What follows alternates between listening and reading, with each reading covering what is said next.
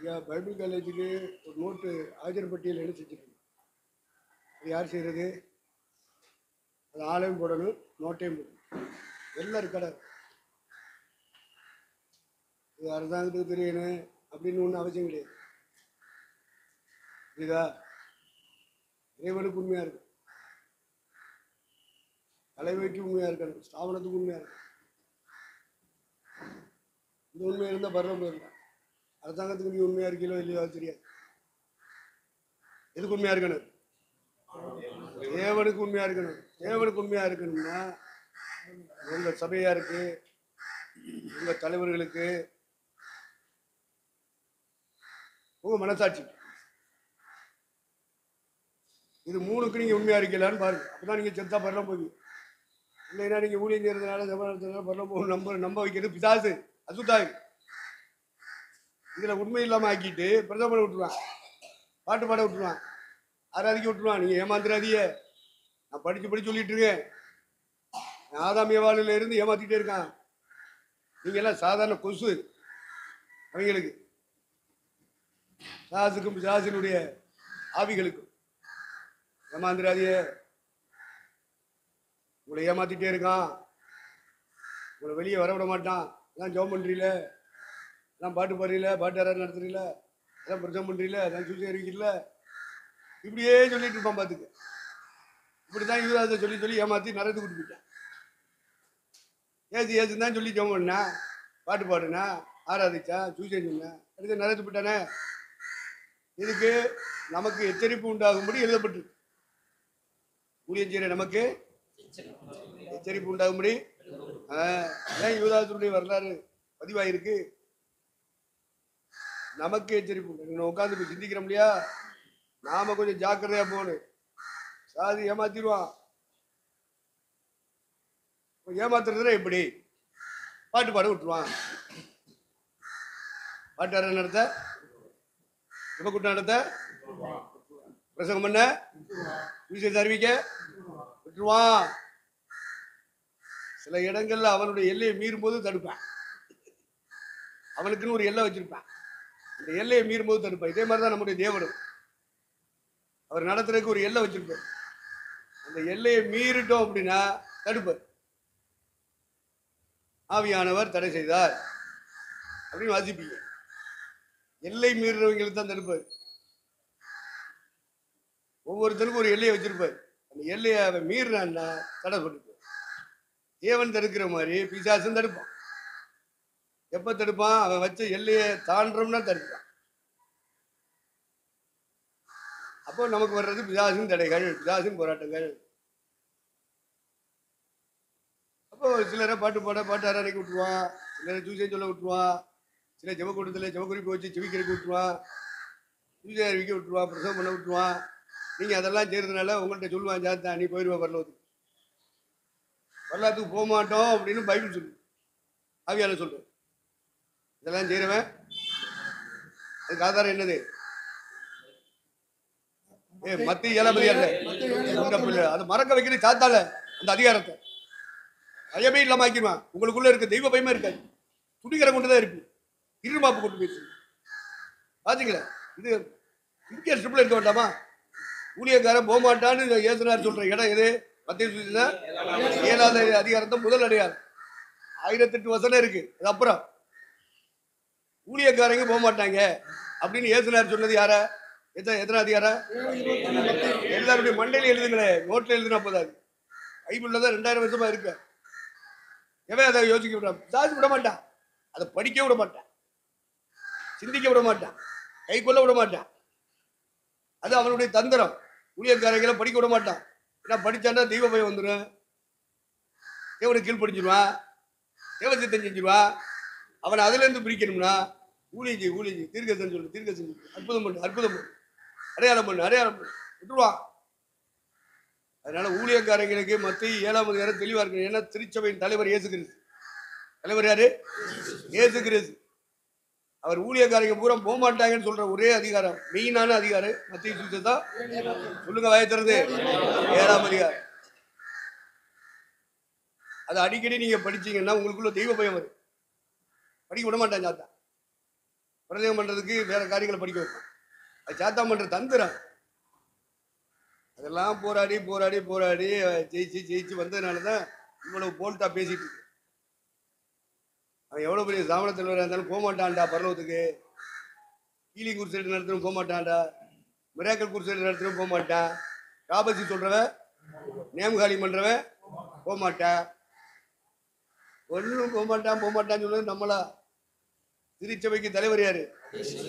அது உண்மையாக நீ விசுவாசித்தா இதை படிச்சுப்ப, தினம் படிப்ப. ஊழியக்காரனுக்கு தெய்வ பயம் உண்டாக்குற அதிகாரம் அதுதான். நம்ம செய்யற ஊழியம் இல்லடா, செத்தா பரலோகம் போடுறாங்கன்னு அடிக்கடி சொல்லுவேன். ஊழியம் செய்ய சொல்ல மாட்டேன். என்ன சொல்லுவ? செத்தா அதுதான் வரும். ஆனா ஊழியம் செய்வோம், ஆனா ஊழியத்தையே பேசிட்டு பரலோகம் போறத பேசுறான். அவன் தான் ஆவிக்குரியவன். 7ஆம் அதிகாரம் வாசி 21 இருந்து. பரலோகத்தில் இருக்கிற என் பிதாவின் சித்தத்தின்படி செய்கிறவனே பரலோக ராஜ்யத்தில் பிரவேசிப்பானே இல்லாமல் என்னை நோக்கி கர்த்தாவே கர்த்தாவே என்று சொல்லுகிறவன் அதில் பிரவேசிப்பதில்லை. நல்லா கவனிங்க. அவர் சொல்ற ஃபர்ஸ்ட் கர்த்தாவே கர்த்தாவே என்று சொல்லுகிறவன் அந்த வசனத்துக்கு அர்த்தம் என்ன? ஜெப கூட்டம் நடத்துறான் இல்லையா, அவனை தூக்கி போடு. அதுல இவெல்லாம் ஜெப குறிப்பு வச்சு ஜெப கூட்டம் நடத்துறான். அவன் தான் ஒன்னாவது அந்த வசனம். எத்தனாவது வசனம் அது? 21வது வசனம். விளக்கம் என்னன்றதை விளங்கிக்க. ஜெப கூட்டங்கள் நடத்துகிறவன் எல்லாம் அந்த இடத்துக்கு வர்றான். இப்படி படிச்சுக்க. படிச்சுனா தான் கடவுள் போய் பயம் உள்ளத்துல இருக்கும். இல்ல துணிகரம் கொண்டு இருப்பேன், இருபாப்பு கொண்டு பேசுவேன், திமிர் பிடிச்சு பேசுவேன். நீ போக மாட்டேன் பரலோகத்துக்கு. வாயின் வார்த்தையை காட்டி கொடுத்துரு, நீ ஆவிக்குரியவன் இல்லை அப்படி. சபை நடத்துறதுனால, ஜெபக்கூட்டம் நடத்துறதுனால, ஜெபக்குறிப்பு சொல்றதுனால பரலோகம் போயிடுவோம் மட்டும் நீங்க நம்பிடாது. இண்டிவிஜுவல் பிரேயர்னு ஒண்ணு இருக்கும். என்ன ஜெபம் அப்படின்னா என்னது? தனியா நீ என்னைக்கு குடும்பத்தோட உட்காராம, சபையாரோட உட்காராம, ஊழியக்காரங்களோட உட்காராம, தனியா முழங்கால் போட்டு எவ்வளவு நேரம் நிக்கிற ஒரு நாளைக்கு? அதான் நேற்று உங்களை எழுத கேட்டேன். 24 மணி நேரம் இறைவன் தர்றாரு. நேரத்துக்கு கணக்கு ஒப்புவிக்கணும். உக்கிரான உத்தியோகம் எனக்கு ஒப்புவிக்கப்பட்டிருக்கிறது. ஒவ்வொரு ஊழியக்காரனும் உக்கிரான ஊழியக்காரன். உக்கிரானம் சொன்னா கணக்கு எழுதுறவன்னு அர்த்தம். இப்ப நேரத்துக்கு நீ கணக்கு கொடுக்கணும். ஃபேமிலி எப்படி நடத்துற அது கணக்கு கொடுக்கணும். சபை தந்திருப்பார சபையை எப்படி நடத்துற கணக்கு கொடுக்கணும். ஜபம் ஆவிக்குரியவன் ஒருத்தர் நிதானிக்கணும்னா ஒரு நாளைக்கு எவ்வளவு நேரம் தனியா உட்காடுறான். சும்மா பாட்டை பாடிட்டு நேரத்தை வீணாக்குற, அழுதுகிட்டு இருக்கணும், கண்ணீர் வடிச்சுக்கிட்டு இருக்கணும். தனியா அனுப்பான். அவன் தான் ஆவிக்குரிய. கண்டுபிடிச்சுக்க. உங்க ஊழியர் கூட்டத்தில் அப்படி ஒரு கேள்வி வந்துச்சுல, யார் ஆவிக்குரியவன்? கேட்டியலா? கேட்டது யாரு? அவர்கிட்டே கேட்கணும். ஆவிக்குரியவன்றதை விளக்க சொல்லுங்க. ஒரு நாளைக்கு எவ்வளவு நேரம் இருக்காரு? அப்ப எத்தனை வருஷம் நீ முழங்கால நின்ற? இப்ப வாலிபனா, வயோதிபனா, வியாதி பிடிச்சிருந்தியா, நோய் பிடிச்சிருந்தியா? இப்போ ஒரு நாளை எவ்வளவு நேரம் எனக்கு இருக்க முடியும்? அதை வச்சுதான் ஒரு ஊழியக்காரன் ஆவிக்குரியவன் நிதானிக்கணும். அவன் கட்டில சபையை வச்சு சொல்லாதீங்க. அவன்லாம் நரத்துக்கு போயிடுவான். இந்த தலைவர்கள்லாம் எங்கே போயிடுவான்? நரத்துக்கு போயிடுவான். ஏதுனார் சொல்லி தந்திருக்காரு, நம்ம சொல்லல. யார் சொல்றது? அதனால சபையை பார்க்காத, அவன் இருக்கிற ஆத்மாவை பார்க்காத, அவனை பார்க்காத. கர்த்தர் சொன்ன வழியை பாரு. ரொம்ப தெளிவாயிருங்க. ரோல் மாடலா அவர் பாலைக்கு சொல்லிட்டு இங்கேருந்து போனாருங்க ஒரு 4-5 பேர். நம்ம இஸ்ரேல் நாடு போயிட்டு கொரியா போயிட்டு வந்துடுவோம். நான் குடிக்க கஞ்சி இல்லாமல் இருக்கேன். எவ்வளவு செலவாகும்? அப்பவே 1 லட்சம் கட்டாங்க அந்த காலத்துக்கு. நம்ம குடிக்க கஞ்சி இல்லை. சபைக்குள்ள ஒரு கூட்டம் நடத்த காசு இல்லை. சபையை வளர்க்கறதுக்கு தான் நம்மளை கர்த்தர் வச்சிருக்காரு. இதுல நம்ம ஊர் சுற்றி பார்க்கறக்கா காசு? இதுக்கா தாத்து காணிக்க? இதுக்கா தசோபாகம்? கடவுள் போய் பயம் இருக்கணும்பா. தெய்வ பயம் இல்லாத ஊர் சுத்திக்கிட்டு இருந்தா சபை வச்சுட்டு இருப்பான். அதெல்லாம் நீங்க புரிஞ்சுக்கிறேன். அப்படி போனானுங்க. இஸ்ரேல் நாடு பார்த்துட்டு கொரியா போனாங்க. ஜஸ்டின் பிரபாகரனுக்கு இந்தியா முழுவதும் பேரும் புகழும். ஒரு ஹீலிங் நடத்த மாட்டான், ஒரு மிராக்கிள் குர்சி நடத்த மாட்டான், வெறும் பைபிளை திருந்து வசனம் தான் சொல்லுவோம். அந்த வசனத்தை கேட்க ஒவ்வொரு மாவட்டத்திலையும் 5000 10,000 அந்த அளவுக்கு தெய்வம் கடத்தில் எடுத்து பயன்படுத்தி இவங்க போனாங்க. இல்லை இந்த ஆளுகள் அந்த தலைவர் சொல்றவங்க இஸ்ரேல் நாடை சுற்றி பார்த்துட்டு கொரியாவில் போய் உட்காந்து இப்படி உட்காந்து அவருடைய ஊழியங்கள், அவருடைய கட்டடங்கள், அவருடைய மகிமையெல்லாம் பார்த்து தரிசித்துட்டு வருவோன்னு போனது. உட்காந்துட்டு இருக்கும்போது ஒவ்வொருத்தனும் சொல்கிறான், நான் இன்ன ஊழியத்துக்கு தலைவர், நான் இன்ன ஊழியத்தீரன் அப்படின்னு டேபிளை சுற்றி இருக்கிறா. வாடகைக்கு சோங்க உட்காந்துருக்காரு, சொல்லிட்டு இருக்காங்க. அறிமுக நேற்று நடத்துனீங்கள, அதுக்கு பேர் என்ன?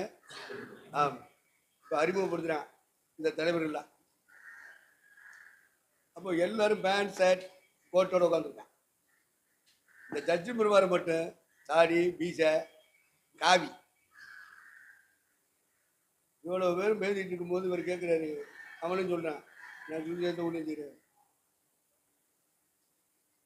மக்கள் ஒரு 5000 10,000 கூடி வருவாங்க இந்தியாவில். உடனே இவன் கேட்கறது இந்த பாலகி, are you man of God?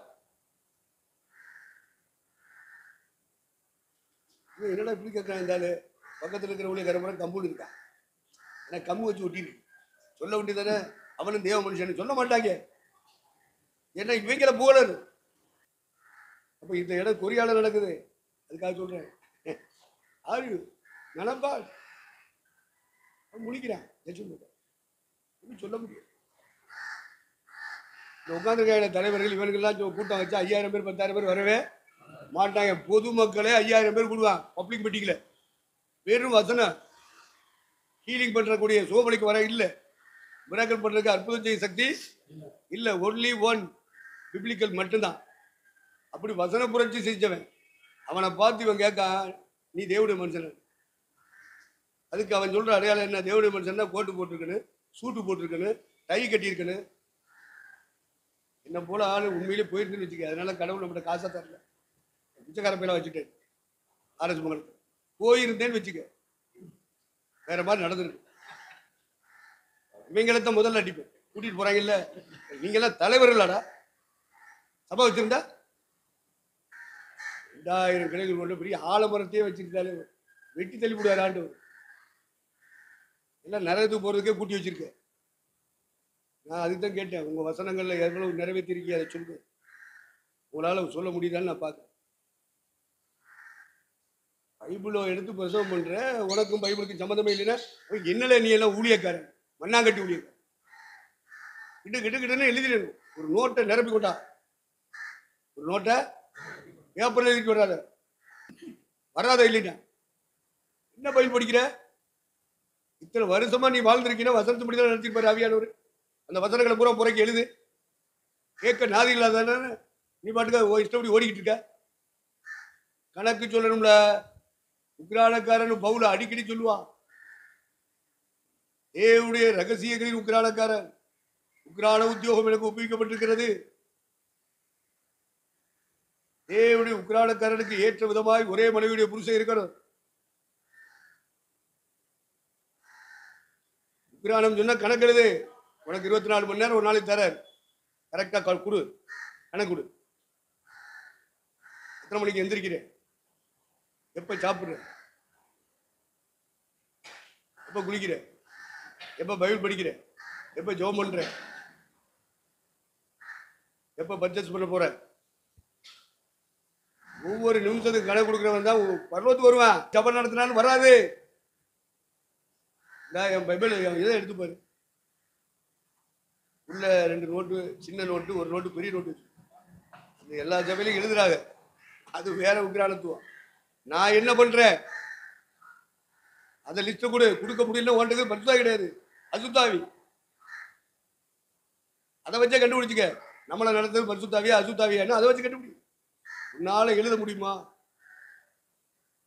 அதுக்கு பேர் தான் நாளாகமம். தமிழ்ல டைரிக்கு பேர் தான் என்னது? நாள் ஆகமம். அப்படின்னா என்ன? ஒவ்வொரு நாளும் அந்த வாழ்க்கையில நடக்கிற அத்தனை விஷயங்கள் அதில் பதிவாகும். வரவு செலவு, நான் போற இடங்கள் எல்லாம் வரவு உண்டா, எங்க எத்தனாம் தேதி என்ன தந்தாங்க, எத்தனை நாள் கூட்டா, 1 நாளா 2 நாளா 3 நாளா இருக்கு. வருஷம் பூரா எழுதிக்கிட்டு இருக்கேன். இன்னைக்கு எழுதல, ஜாதையா எனக்கு உத்தரவு போடல, எனக்குள்ள இருக்க பரிசுத்த ஆவியானவர் சொல்லி தந்தாரு, என் கையில் இருக்கிற பைபிள் சொல்லி தந்துச்சு. நான் பைபிளோடு சேர்ந்து வாழ்றேன், சும்மா பிரசங்கத்துக்காக பயன்படுத்துறவன் அல்ல. நான் சும்மா கைதட்டி அந்நியவாத பேசுறதுக்காக பரிசுத்தாய் பெற்றேன்னு சொல்லி நடிச்சுக்கிட்டு இருக்கேன். இதெல்லாம் நாடகம், நடிப்பு. நீ எழுது, இன்னையில இருந்தாது எழுத தொடங்கு. இனி பாவம் செய்யாத, நேரத்தை இஷ்டப்படி செலவு பண்ணாத. வரவு செலவுக்கு எழுதியாகணும். உன் சொந்தக்காரன் கொடுக்குறேன், உன் விசுவாசி கொடுக்குறேன், உன் ஊழியக்காரன் கொடுக்குறேன். நீ ஒழுங்கா பதிவு செஞ்சினா நீ உண்மை உள்ள உக்ரானக்காரன். நீ கள்ள கணக்கு எழுதி வச்சுக்க, நாசமா போயிடுவ, நரகத்துக்கு தான் போ. உக்ரானக்காரன்னா கணக்கு எழுதுகிறவன். சொல்லுங்க, உக்ரானக்காரன் யாரு? கணக்கு எழுதனு, நோட்டு போடு, எழுது. இதெல்லாம் எழுதாத ஊழியக்காரன்லாம் எங்க போனான்னு தெரியாது. பல்லவத்துக்கு போனானா நரகத்துக்கு போனானா தெரியாது, அங்க போனாதான் தெரியும். இப்ப தெரியாது. ஒவ்வொரு ஜப மக்களும் எங்க பாஸ்டர் எங்க பாஸ்டர் எங்க பூசன்னு சொல்லிட்டு இருப்பான். அது விளங்காதது, பைபிள் விளங்காத கேஸு, பரிசுத்தாவி பெறாத கேஸு. சும்மா ஞாயிற்றுக்கிழமை வந்து இப்படி 10 நிமிஷம் இப்படி தட்டிட்டு அடி வந்து 10 நிமிஷம் பேசுறாரு பரிசுத்தாவியானவர். யாரை ஏமாத்துற? சாத்தா உன்னை எவ்வளவு ஏமாத்தி வச்சிருக்கான். பயம் வேணும்ப்பா, கடவுள் பயப்படுற பயம் இருக்கு. தெய்வ பயம் உள்ளவன் நாளாகமத்தை கலெக்ட் பண்ணுவான். எங்க போற, எங்க வார, எத்தனை மணி நேரம் அந்த இடத்துல இருக்க, அவங்க என்ன பேசுனாங்க, நீ என்ன பேசுன, நீ பேசுனதை குறித்து கணக்கு ஒப்பிக்கணும். எழுதிருக்கல, நீ அதை இத்தனை வருஷம் வாழ்ந்திருக்கல, ஊழியத்துக்கு வந்திருக்கல, எங்கேயாவது எழுதியிருக்கியா? நான் இன்னது பேசுனேன் ஐயா, அவங்க இன்னது பேசுனாங்க ஐயா, எழுதிருக்கியா? கணக்கு இருக்கா? அப்புறம் நீ பரிசுத்தம் பெற்றிருக்கிற பொய் தானே? பொய் தானே? கணக்கு எதுல எழுதுறது? அதுல எழுது. கணக்கை பத்தி பேசணும்னா முதல்ல உங்க வாழ்க்கையை எழுது. நேரத்துக்கு கொண்டு வா, டெய்லி எழுது. அதில் எத்தனை மணிக்கு எழுந்திரிச்ச அப்படின்னா அத்தனை மணி எழுது. அதில் பொய் எழுதாது. இவங்கள்ட்ட சொன்னேன், தாராவில் உள்ளவங்கள்ட்ட இங்கே உள்ளவங்கள்ட்ட, டேய் டெய்லி எத்தனை மணிக்கு எழுந்திருக்கிறீங்க, என்னென்ன வேலை செய்ய, அதனால இந்த நாளாக கணக்கை எழுதிங்க, எழுதி வாட்ஸ்அப்பில் அனுப்புங்க. ஏன்னா திருத்தப்படணும்ல. பரிசுத்தவான்கள் சீர்பொருந்த பண்ணும் பொருட்டு திருத்தப்படுறதே விரும்புறது இல்லை. இவன் எப்படி பண்ண போவான்? நீ அனுப்பிய ஒரு பாஸ்டர், பாஸ்டர் கிடையாது, பூஸ்டர் கிடையாது, நிறைய போற கைவிட தூக்கி பெருத்தம் பண்ணிட்டு டைரி எழுதணுமையா? நாடகம்னு சொல்ல மாட்டோம், நம்ம சொல்றது என்னது? அப்ப உனக்குள்ள பரிசுத்தாவில இருந்தா எழுத சொல்லுவார. உலகத்துக்கு உண்மையா இருக்கிற, அரசாங்கத்துக்கு உண்மையா இருக்க, உலகத்தில் உள்ள உம்பரா இருப்பேன், அதெல்லாம் முக்கியம். தேவனுக்கு நீ உண்மையா இருக்கியா? உன்கிட்ட பரிசுத்தாவி இருக்காரா? எங்க கணக்குண்டா? மனுஷர் பேசும் வீணான வார்த்தைகளை குறித்து கணக்கு, அந்த கணக்குக்கு இன்னொரு பேர் தான் உக்கிரானத்துவம். கணக்கு உபிக்கணும்னு எழுதிருக்கா? அது எங்க இருக்க தோத்தன? வாசி.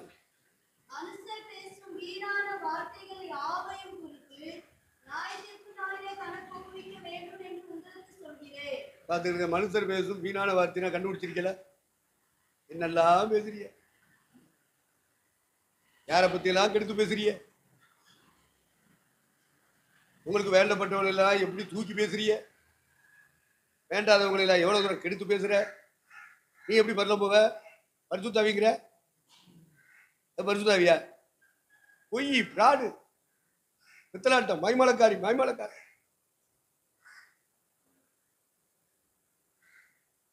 நீ ஆண்டவர் ரிஜெக்ட் பண்ற வார்த்தைகளை நீ பேசுனீன்னா அவர் கணக்கு வச்சுக்கிடுவாரு. நீ கணக்கு வைக்கிறியோ இல்லையோ, அவர் என்ன செய்வாரு? கணக்கு வச்சு. அப்ப அதனாலதான் சொன்னேன், நீ யார்கிட்ட என்ன பேசுற, மொபைல்ல பேசு, நேரடியா பேசு, அடுத்த ஆள்கிட்ட சொல்லி விட்டு பேசு, எப்படி வேணாலும் பேசு. ஆனா நீ கணக்கு ஒப்பிக்கணும்னு சொல்லி ஒரு உணர்வு இருக்குன்னா அதான் தெய்வ பயம். அந்த உணர்வு தான் உன்கிட்ட இருக்கா? கடவுள் பயப்படுற பயம் இருக்கா? அகங்காரியால இருக்க, துணிகரக்காரியா இருக்க, இருமாப்புள்ள இருக்க, வாயை திறந்தாலே அப்படிப்பட்ட வார்த்தை தான் வருது. நீ கணக்கு ஒப்பிச்சிருவியா? எத்தனை பேரை நீ கெடுத்து பேசியிருக்க, எத்தனை பேரை குறைச்சு பேசியிருக்க, உன்னை எத்தனை அளவுக்கு பெருமையா பீத்தி பேசியிருக்க. பெருமை பேச்சு, கோப பேச்சு, பெருமை பேச்சு, இருமாப்பு அகங்காரமான பேச்சு, எடுத்து பேசுற பேச்சு, பொருளாதாரக்கு இடம் கொடுத்து பேசுற பேச்சு, கோபத்துல பேசுறது, சந்தோஷத்துல பேசுறது, சங்கடத்துல பேசுறது, இதெல்லாம் ஆண்டவர் அங்கீகரிப்பாரா? உயிர்வியா பரலோகம் இதா பரிசுத்தாவி? ஞாயிற்றுக்கிழமை வந்து இப்படி தட்டிட்டு அது பரிசுத்தாவின்னு சொல்லி கொடுக்குது, அது சாத்தான் சொல்லி கொடுக்காம ஆவியானவர் சொல்லி கொடுப்பாரு. பழைய பாம்பு இல்லையா, வலு சிற்பம் இல்லையா, ஒட்டுமொத்த சபையும் வஞ்சித்து வச்சிருக்கா இல்லையா? உங்க தலைக்குள்ள அது புரியுதா? நான் சொல்லி கொடுக்குறது புரியுதா? புரியலேன்னு வச்சுக்க, நீ நாசமா போக. ஒரு ஜனம் ஒன்ற பிரசங்க கேட்கிற ஜனமும் நாசம். ஒரு நாள் பருவத்துக்கு அதுக்கு ஆதாரம் மத்திய 7ஆம் அதிகாரம் தான். என்ன, தோட்டத்தில் உள்ள சகல விருட்சத்தின் கடிகளை பூசிக்கலாம். தோட்டத்தை உப்பு கொடுத்தா சகல விருட்சத்தின் கடியை பூசிக்கலாம்னு சொல்லுவாரு. சொல்லிட்டு ஒரு நிபந்தனை வைப்பார், தோட்டத்தின் நடுவில் இருக்கிற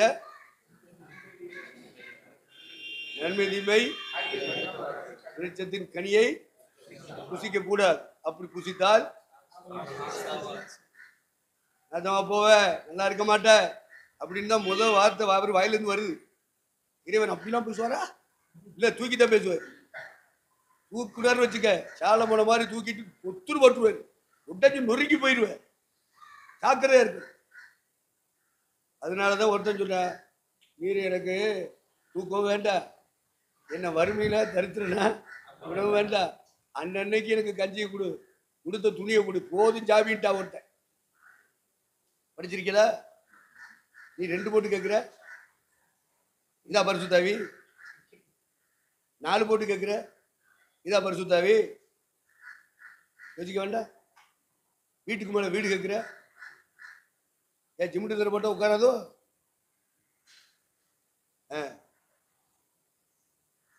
இதெல்லாம் ஊழியத்துக்கு வந்த கேஸ் இல்லை, இதெல்லாம் பரிசுத்தாவி பெற்றதே கிடையாது. அதனாலதான் இந்த தலைவர்கள், சபை நடத்த தலைவர்கள் அதை ஏற்றுக்கணும். என்னடா 1.5 லட்சம் ஆத்துமாக்கள் ஆதாயம் பண்ணு சொல்றேன். எம்எல்ஏக்கள் எல்லாம் அங்க இருக்கா, எம்பிக்கள் அங்க இருக்கா, மந்திரி சபையே வந்து உட்காருது ஆராதனையில, காலைக்கு சொல்ற ஆராதனையில. வரவே சாதாரண ஏழை கோலம் இல்லை, எல்லா பேருமே ஜாப்ல இருக்குது. அதான் பார்த்து அள்ளி அள்ளி கொட்டுவான், காணிக்கை அள்ளி அள்ளி கொட்டுவான். 1.5 லட்சம் பேரு சவுத் கொரியால, பக்கத்துல வட கொரியா இருக்கு, நுழைய முடியாது. ஏன்னா அங்க ஒரு மோடி ஆட்சி நடக்கும். வட கொரியாக்கார தென் கொரியாக்காரனுக்கு இடையில ஒரு சோரை எழுப்பிட்டாங்க, பிரிவினை, அப்படி ஒரு சோறு. இப்ப என்ன நீ 1.5 லட்சம் பேர் நடத்துற? வடகொரியால இருந்து ஒருத்தரையாவது 1.5 வச்சுக்க முடியுதா? இந்த பேப்பையில நம்ம தமிழ்நாட்டில் உள்ளவங்க எல்லாம் பேப்பையில பேத்தை இங்க பெரிய ஊழியக்காரன் நம்மகிட்ட டம்பட்டு அடிக்கிறேன், அலம பார்த்துக்கிறேன். இந்த பிரிவினையை தவிர்க்க முடியலையே. ஒரு ஆத்மா கடவுளுக்கு கொண்டாட முடிஞ்ச இவன் கேட்கிறான், are you man of God அப்படிங்கிற ஜட்ஜ் பண்ணுவார். இந்த முண்டகள் எல்லாரும் இங்க வந்தாங்க. ஏன்னா அவன் சொல்லிட்டான், தாடி மீஷாய் பாவி, இதனால அவன் மேன் ஆஃப் காட் இல்லையா? என்ன நிதானிக்கிறா? 1.5 லட்சம் பேரை வச்சிருக்கவன் அசலுக்கு இருக்க இல்லையா? பைபிள் ஒழுங்கா படிச்சிருக்கானா? அவனை பத்தி இப்படி புத்தகம் எழுதுறாங்க, இவ்வளவு கேசட் போடுறாங்க. அங்க இருந்து போயிட்டு வந்ததுல அம்புட்டு பேரு பாலங்கிசோ பாலங்கிசோ பாலங்கிசோ பாலங்கி வரசங்கமே வருஷக்கணக்காக அதுதான் சொல்றேன். எனக்கு கடுகடை கூட ஆவியில் என்ன இல்லை, ஒத்தே போகுது.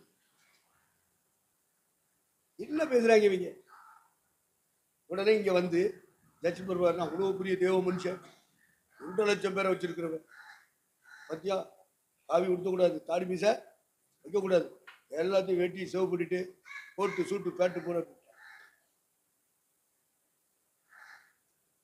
அதுக்கப்புறம் குத்துப்பாட்டு எழுதிட்டாங்க. ஏன்னா அப்பதான் மக்கள் வந்து எனக்கு கவர்ச்சியா வருவாங்க அவன் கூட்டத்துக்கு. ஏன்னா தாடி மீசை எடுத்துட்டான், காய் வசத்தை எடுத்துட்டான், கோட்டு சுட்டு போட ஆரம்பிச்சுட்டான்.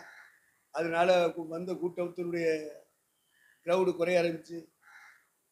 இவங்களும் பாலகிஷோக்கு ஆதரவாக பேசிட்டாங்க இந்த தலைவர்கள். என்ன பண்ணுவான் பாவம், ஏன்னா இவங்களோட தான் ஐக்கியமா இருக்கான். என்ன பண்ணுவேன், வேற வழி தெரியல. விழுந்துருவாங்க. மக்களை பாதுகாக்கிறதுக்கு, கிரௌடை தக்க வைக்கிறதுக்கு எல்லா அநியாயம் பண்ணுவாங்க இந்த தலைவர். ஏன்னா இவங்க கூட்டத்தை கூட்டி வச்சிருந்தாத்த காணிக்க ஒழுங்காக தத்தமா ஒழுங்கு பணத்துக்காக வந்தவங்க, இறைவனுக்காக வந்தவங்க இல்லை. அதனால ஏதோ அவங்க திறமை, அதுக்கு தான் நான் சொன்னேன் திறமைசாலியா இருக்கக்கூடாது. சொல்லுங்க. அடுத்து அறிவாளியா இருக்கக்கூடாது. அடுத்து அனுபவசாலியா இருக்கக்கூடாது. இது 3 உள்ளவனுக்கு அழைப்பு இருக்கு, தெரிந்து கொள்ளுதல் இருக்கு. பரலோக அழைப்பு, பரலோக தெரிந்து கொள்ளுதல், பரலோக அபிஷேகம். எந்த வேலைக்கு அழைச்சாரோ அந்த வேலையை செய்யறதுக்கு பலன் கொடுத்துருவார். அதான் அந்த அபிஷேகம் சொல்றோம். இவனுக்கு எல்லாத்தையும் உறிஞ்சிட்டு பேண்ட் சட்டையும் கோட்டும் டையும் போட வச்சாங்க. இல்லை அதோட அவன் ஊழியம் இந்த இந்திய தேசத்துல போச்சு. அப்ப நான் திருடன்னு சொல்லாம நினைச்சுக்கேன், தெருநாயின்னு சொல்லாம என்னையாச்சுக்கேன், உங்களுக்கு பட்டுக்கிட்டு போகுது. ஆச்சு. ஏன்னா இவங்களுக்காக எல்லாரும் முழங்கால நின்றவப்பா வயக்காட்டில் கிடந்தாரு. ஆண்டவரே சாமி காசி ஏமாத்திடக்கூடாது, சோதனை வரும்போது அதில் அவங்க சிக்கிடக்கூடாது, அவங்க எந்த நோக்கத்தில் அழைச்சிரும், அவங்க கடைசி வரைக்கும் ஓடணுமேனு முழங்கால நின்றவன் எனக்கு வலிக்கு. எவன் விழுந்தாலும் வலிக்கு, எந்த ஸ்தாபனத்தில் உள்ளவன் விழுந்தாலும் வலிக்கு. திரும்ப வரத்தை இழந்துட்டான்னு சொன்னா வலிக்கும்யா எனக்கு. அதனாலதான் கத்துறது சும்மா இல்லை, வழியில கத்துறேன். அற்பமா நினைச்சு கிடையாது, வலி. அதிகாலையில 3:45 எந்திரிப்பேன் டெய்லி. சில நேரங்களில் 2:45 எந்திரிப்பேன். சில நேரங்களில் நைட்டு பிரேயர் ஜெபம் விட்டு ஒழுங்குபடி செய்யற ஜெபத்தை பண்ணிட்டு தனியா நிற்பேன், அழுவேன். உடைய ராஜ்யம் இருளாகாதபடிக்கு எத்தனைக்கா இருக்க சொன்னீரே, திரும்ப ஊத்தனு. டாக்ஸி ஊழியம் செய்யறான், புத்தக ஊழியம் செய்யறான், மேகசின் ஊழியம் செய்யறான், சபை ஊழியம் செய்யறான், கன்வென்ஷன் நடத்துறான், ராத்திரி கூட்டம் நடத்துறான், பைபிள் ஸ்டடி நடத்துறான், பைபிள் காலேஜ் நடத்துறான். எல்லாரையும் பாதுகாக்கணும். ஏன் தூக்கத்தை வருத்து நான் முழங்கால நின்றதுனால எனக்கு வலிக்குதுல. எவனுக்கோ நடக்குது, எங்கேயோ நடக்குது, என்னால இருக்க முடியாது. எல்லா சபைகளையும் குறித்த கவலை நாள்தோறும் டெய்லி என்னை. அவன் தானே பரிசுத்தம் பெற்றவன், நீ சொல்ற பரிசுத்தம் பெற்று பொய் நின்றிருக்கியா? எத்தனை நாட்கள் சாப்பிடாம உட்காந்து அழுதுருப்பேன். ஜெபம் ஆவி கிரியை செய்ய ஆரம்பிச்சாலே சாப்பாட்டை நினைக்க மாட்டேனே, எந்திரிச்சு எந்த வேலையும் பார்க்க மாட்டேனே, முழங்கால இருப்பேன். ஏன்னா அந்த அபிஷேகம் அப்படி போயிடும். இந்த மன்றாட்டி நாவி நம்மளை விட்டு விலகிடும். அதனால வேற வேலை செய்ய போறது இல்லை. முழு நேர ஊழியக்காரன்னு வந்தாச்சு. வேற என்ன ஊழியம்? முதல்ல ஜெபம். உனக்கு ஜெபம் பண்ணனு, ஜெபம் கூட்டம் நடத்துறது கிடையாது. எவ்வளவு நேரம் நிக்கிற தேவசமத்துல? தனியா நீ இருக்கிறத சொல்லு. நான் கேட்கறது தனி ஜெபத்தை. நான் கேட்கறது என்னது? குடும்ப ஜெபம் கிடையாது, குழு ஜெபம் கிடையாது, சபை ஜெபம் கிடையாது. நீ தனியா எவ்வளவு நேரம் இருக்கியோ அதை வச்சு கண்டுபிடிச்சிக்க. நீ அவ்வளவுதான் வளர்ந்துருக்க, அவ்வளவுதான் ஆவியில வளர்ந்து. சரீர வளர்ச்சியை பத்தி நேற்று சிந்திச்சோம், அறிவு வளர்ச்சியை பற்றி சிந்திச்சோம். ஆவியில் வளர்ச்சியில ரட்சிக்கப்பட்டது முதல் வளர்ந்து கொண்டே இருக்கணும்னு சொல்லிட்டு முடிச்சிட்டேன். இப்பெல்லாம் வளர்ச்சிகள் ஊழியங்கள்ல சபைகள்ல இருக்கும். யார் கணிக்கிறது? யார் கணிக்கிறது? வளர்ந்தவன் தான் கணிக்கணும். சப்பானியும் குருடனும் செவிடனும் ஊழியக்காரன் சொல்லிட்டு நிக்கிறான். பைபிள்ல ஒண்ணு தெரிய மாட்டேங்குது, குருட்டு பையில இருக்க. பிரச்சனை பண்றதுக்காக மாத்திரம் வசந்த எடுத்துக்கிறேன், பேசிட்டு போயிடுறேன். அவனுக்கு தசவாங்க அடிக்க எடுத்து. இந்த மாதிரி குருட்டு பயிரெல்லாம் ஊழியத்தில் இருக்கேன். சரி, அவங்களுக்கு சொல்லி கொடுத்து அவங்க வளர்ப்போம், திருத்துவோம் அப்படின்னா செவிட்டு பயிலா இருக்கான். பாம்பாட்டிகள் என்ன வினோதமாய் ஊதினாலும் அவன் ஊதும் சத்தத்துக்கு செவி கொடாதபடிக்கு தன் செவியை அடைத்துக் கொள்ளுகிற செவிட்டு உரிய. என்ன உரிய பாம்பு? இந்த மாதிரி ஒயிட் போட்டுக்கிட்டு செவிட்டு உரிய பயில இருக்கான். சொல்லி கொடுத்தா திருந்த மாட்டேங்கிறான், கேட்க மாட்டேங்கிறான். டே எழுதி படிடா, டே தலையில வைடாத, நீ திருப்பி சொன்னா தாண்டா தலையில விட்டு சொல்லி கொடுக்குற. எவனா திருந்துறான? அம்புட்டு விரிய பாம்பு குட்டி. அதுவும் என்ன விரிய பாம்பு? எத்தனாவது சங்கீதத்துல எத்தனாவது வசனம் அது? 58வது சங்கீதம் 5வது வசனம். பாத்தியா, அவனுக்கு தான் அது தெரியும். நமக்கு யாருக்கா தெரியுமா? தெரியாது. நம்ம பரிசுத்தா விட்டு சொல்லிட்டு பரிசுத்தாய் பெற்றா இதெல்லாம் தெரிஞ்சிருக்கணும். வாசி. பாம்பாட்டிகள் வினோதமாய் ஊதினாலும். பாம்பாட்டிகள் இந்த இடத்துல யாரு? நீங்களே நானும் தான் பிரசங்கம் பண்றோம்ல, நீங்களும் நானும் தான். பாம்பாட்டிகள் வினோதமாய் ஊதினாலும் அவர்கள் ஊதும் சத்தத்திற்கு செவி கொடாதபடிக்கு தன் காதை அடைக்கிற செவிட்டு பிரியனை போல் இருக்கிறார்கள். யாரோ நினைக்க கூடாது, யாரோ நினைக்காது. நேற்று விக்கிரகம் எதுவும் சொல்லி தந்தல, நாம தான் விக்கிரகம். வெளியில இருக்கிற விக்கிரகத்தை போட்டு பேசிட்டு தெரியும். கண் இருந்து காணாது, காது இருந்து கேட்காது, வாய் இருந்து சத்தம் விடாது, கால் இருந்து நடக்காது. அப்ப இப்படிப்பட்ட தன்மைகள் ஆவிக்குரிய வாழ்க்கையில வளர்ந்து வளர்ந்து கண் இருக்கு, காது இருக்கு, வாய் இருக்கு, கால் இருக்கு, கை இருக்குன்னு சொல்லணுமா இல்லையா? இதெல்லாம் சொல்லாம அது விக்கிரக ஆராதனை செய்கிறவர்கள் நரகத்துக்கு போவார்கள் அப்படின்னு ஒரு வதந்தி எடுத்து நீ வாடிக்கை சொல்லிட்டு இருக்க. நீயே போவிய? அங்கான போற? நீ பரலோகத்துக்கு போவியா? எழுதிட்டு வா. நீ தேவசித்தம் செஞ்சியா இல்லையான்னு அதை வச்சு பார்த்துக்குருவோம். அதை எழுத திராணி இல்லைன்னா அப்புறம் உடனே என்ன செய்ய? நீ பரிசுத்தா பெற்று நீனா சொல்லிட்டு இருக்கிறத நாளில் சொல்லணும். நடத்திப்புக்கார நாளில் உனக்குள்ள பரிசுத்தாவி இருக்கா அசுத்தாவியா இருக்கு அசுத்தாவி இருக்குன்னு நான் சொல்லணும். சாட்சி யாரு கொடுக்கணும்? சர்டிஃபிகேட் யாரு கொடுக்கணும்? பைபிள் காலேஜ் நடத்துறவங்க கொடுக்கறதா இல்ல நீனா எழுதிக்கிட்டு நீனா சொல்லிக்கிட்டு இருக்கிறதா? நான் பிடிஹெச் படித்தேன், எம்டி படித்தேன், எம்டிஹெச் படித்தேன். சர்டிஃபிகேட் யாரில் கொடுப்பா? உலக பிரகாரமான காரியத்துக்கே சர்டிஃபிகேட்டுக்கு ஒரு ஒழுங்கு இருக்கே. ஆவிக்குரிய வாழ்க்கைக்கு ஒழுங்கு இல்லையா? ஆவிக்குரிய ஊழியத்துக்கு ஒழுங்கு இல்லையா? அதுக்கு தேவன் ஆளுகளை நியமிக்கலையா? நீ குருடி, நீ குருடே, உனக்கு தெரியல. எங்க கண்ணை கடவுள் திறந்ததுனால எங்களுக்கு தெரியுது. அதனாலதான் நான் வந்து அடங்கியிருந்தேன். நடத்துக்காரங்க இல்லாட்டா நம்ம பரலோகம் போக முடியாதுன்னு என் கையில் இருக்கிற பைபிள் சொல்லுச்சு. பிரசங்கர் இல்லை, ஞாயிற்றுக்கிழமை பிரசங்கம் பண்ணவன சொல்லல, நடத்திப்புக்கார். விரியம்பாம்பு குட்டி ஏதனாரு விரியம்பாம்பு குட்டினாரு. யோவான் தானவனும் விரும்பி ஞானத்தானம் எடுக்க வர ஆளுகளை பார்த்து எதுக்கு வரிய, எதுக்கு உங்களுக்கு ஞானத்தானா? வரும் கோபத்துக்கு தப்பிக்கொள்ள வகை காட்டினவன் யா? ஏதோ தேவகோபம் வரப்போகுது. நம்ம வந்து யோகத்தானிட்டு போயிடணும். நம்ம அங்கே போய் பாவங்களை அறிக்கையிடும். நம்ம ஞானத்தானம் எடுக்கணும். பாவங்களை அறிக்கை செய்யாமலே ஞானத்தானம் கொடுக்கலாம். அதனால அவன் சொன்னான், விரியம்பாம்பு குட்டியிலேன்னு சொந்த காரைகளை பார்த்தா கேட்டான். ஞானத்தானம் எடுக்க பாவரிக்கை செய்ய வந்த ஆளுகளை பார்த்தா கேட்டா விரியம்பாம்பு குட்டி. ஏசுநாதர் கேட்டார், நீங்க விரியம்பாம்பு குட்டி. அவர் பிரசங்கத்தை கேட்கிற ஆளுகளை பார்த்தான்னு சொன்னார். இதெல்லாம் நீங்க படிக்கணுமா இல்லையா? பைபிள் இருந்து புண்ணியம் கிடையாது, படிக்கணும், வாழ்க்கையை புரிஞ்சுக்கணும். ஆனானப்பட்ட சர்ச்சை பெறுவார்கள் ஊழியத்தை நாசமாக்கிட்டாங்க. விழுந்துட்டான் சும்மாவே எதிரிகள் இருக்கான். இப்படி ஒரு நிலைமை வந்த உடனே விழுந்துட்டான். மூத்த பொண்டாட்டி செத்து போயிட்டா. அதனால பொண்டாட்டி வேணும்னு சொல்றான் பாலைக்கு சோ. இதனால டாக்டர் பார்க்குற பொம்பளைய கல்யாணத்துக்கு பண்ணு யோசிச்சான். நடக்கிற ஒரு குடும்பத்தில் பிரச்சனை, ஒருத்திக்கு மாப்பிள்ளை பாட்டாங்க. அந்த மாப்பிள்ளை இவனுக்கு பிடிக்கல. தாய் தகப்பனை ஓவர் டேக் பண்ணி பேச முடியல. இதனால வாக்குவாதம் தர்க்கம் குடும்பத்தில் நடந்துக்கிட்டு. அது ரொம்ப பிடிச்சது. அப்போ யார் சொன்னா இவ கீழ்ப்படிவா சரியா வருவா அப்படின்னு பார்த்தோன்னா அப்போ சச்சின் விவகாரம் பேர் தான் ஃபேமஸ்.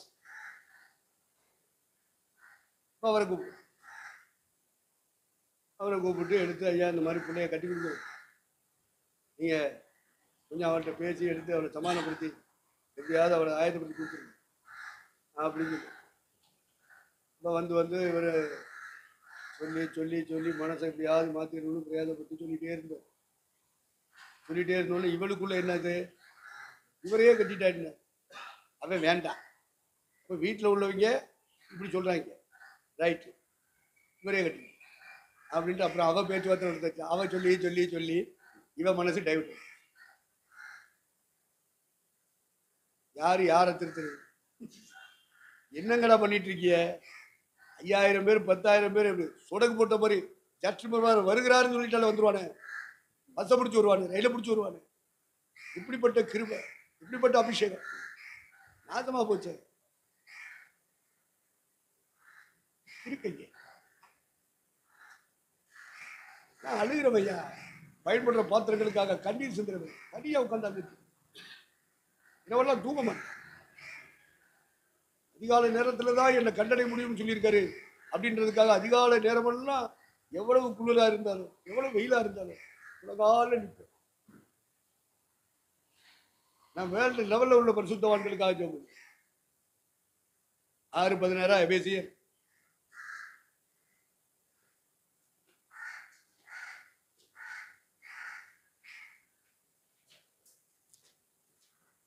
6:16 என்னப்பா 6:18 எந்த சமயத்திலும் சகலவிதமான வேண்டுதலோடு விண்ணப்பத்தோடு ஆவியினாலே ஜெபம் பண்ணி அதன் பொருட்டு மிகுந்த மன உறுதியோடு சகல பரிசுத்தவான்களுக்காகவும் பண்ணும் வேண்டுதலோடு விழித்துக் கொண்டிருங்கள். இந்த வசனம் எனக்கு ஆதாரம் என்னது? இதனாலதான் ராத்திரில தூக்கத்தை வெறுத்துட்டு முழங்கால் நின்றது. அதிகாலையில குளிர் அடிச்சாலும் வெயில் அடிச்சாலும் முழங்கால் நின்றது. என் மனசாட்சி சுத்தமா இருக்கு. இந்த வசனத்துக்கு இறைவன் எனக்கு சாட்சியா இருக்கிறார். என்னை சுற்றி வாழ்ற மக்களுக்கும் தெரியும். சாட்சி வேணும், சர்டிஃபிகேட் கொடுக்கறதுக்கு ஆள் வேணும். எவன்கிட்ட சர்டிஃபிகேட் வாங்கணுமோ அவன்கிட்ட தான் சர்டிஃபிகேட் வாங்கணும். நீ சர்டிஃபிகேட் வாங்காம நீ பரவ போக முடியாது. அதனாலதான் நடத்திப்புக்காருக்கு நாங்களாம் அடங்கி இருக்கு. எப்படி இருந்தோம்? ஏன்னா அடங்க விடாதபடி தூண்டி விடுகிற பிசாசு ஆவி இருக்க அடங்க விடாது. அவங்கள்ட்ட என்ன குறை இருக்கு, இப்படி எல்லாம் குறை இருக்கு. என் கூட இருந்தா ஒருத்தன் சீனியர், அவன் அதுதான் சொல்றான். நடத்திப்புக்காரன்ட்ட குறை கண்டுபிடிச்சா அடங்கி இருக்க முடியுமா? அந்த நடத்திப்புக்காரன் கீழே இருக்க முடியுமா? அப்ப பிசாசு என்ன செய்வான்? தூண்டி விடுவான். அவர்கிட்ட இன்னும் குறை இருக்கு, அவர்கிட்ட இன்னும் குறை இருக்கு, அவர்கிட்ட இன்னும் குறை இருக்கு. என் கூட இருக்கிற ஊழியக்காரன்ட்ட அவன் சொன்னா பஞ்சாயத்து இல்லை, சபை விசுவாசிகிட்ட சொன்னா பஞ்சாயத்து இல்லை. ஆனா நமக்கு நடத்திப்பு அவன்கிட்ட இருந்து தான் ஆலோசனை வரணும். அவனுக்கு தான் நம்ம அடங்கி இருக்கணும். அவன் தான் நமக்கு சாட்சி கொடுக்கணும். அவரையே குறை சொல்ல வச்சுட்டான்னா தூக்கிடுவான்ல. சாட்சி இருக்காப்பா, பரிசுத்தாவி இருக்காருன்னு நீ நினைச்சுக்கிட்டு இருக்கிய கிடையாது. சாத்தா இருக்கா, உன்னை நரகத்துக்கு கூட்டிட்டு போகணும் தான் ஓ கூடவே இருப்பான். அவன் தான் இப்படி எல்லாம் சொல்லிக் கொடுக்குறேன். நான் விசுவாசியாகவும் இருந்தேன், பகுதி நேர ஊழியமும் செய்தேன், முழு நேர ஊழியமும் செய்தேன். எனக்கு மேல இருக்கிற நடத்திப்புக்காரனை குறை சொன்னதாக என் மனசாட்சி எனக்கு குற்றம்.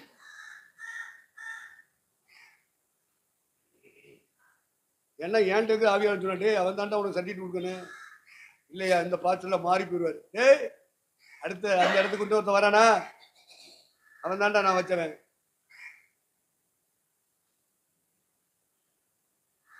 பாஸ்டர்கள் மாறி மாறி போகலாம், அப்போஸ்தலர் மாறி மாறி போகலாம், தீர்க்கதரிசி மாறி மாறி போகலாம். ஆனா மாறாதவர் வச்ச சீட்டுன்னு ஒண்ணு இருக்கா? அந்த சீட்ல நல்லவன் உட்காருவேன், பொல்லாதவன் உட்காருவேன். கீழ்ப்படிஞ்சு அடங்கி இருக்க வேண்டியது ஏன் பொறுப்பு. இப்படி சொல்லி தந்தாரு ஆவியானவர். உங்கள்கிட்ட பரிசுத்தா இருக்கிற பொய் சொல்லக்கூடாது, ராடு விட்டுட்டு கூட. ஓ மனசாட்சியை உன்னை குற்றப்படுத்துமே, இன்னொருத்தனா குற்றப்படுத்தணும். என்னுடைய மனசாட்சி மட்டுமில்லை, எல்லாருடைய மனசாட்சிக்கு முன்பாக எங்களை சுத்தவான்களாக விளக்கப்படுகிறோம். அடுத்த சாட்சி எல்லாருடைய மனசாட்சினா யாரு? சபை. சபை உனக்கு சாட்சி கொடுக்கணும். உன் கூட்டு ஊழியக்கார சாட்சி கொடுக்கணும். இவங்கெல்லாம் சாட்சி கொடுக்குறாங்க, கொடுக்கல, நடத்திப்புக்கார சாட்சி கொடுத்தே ஆக.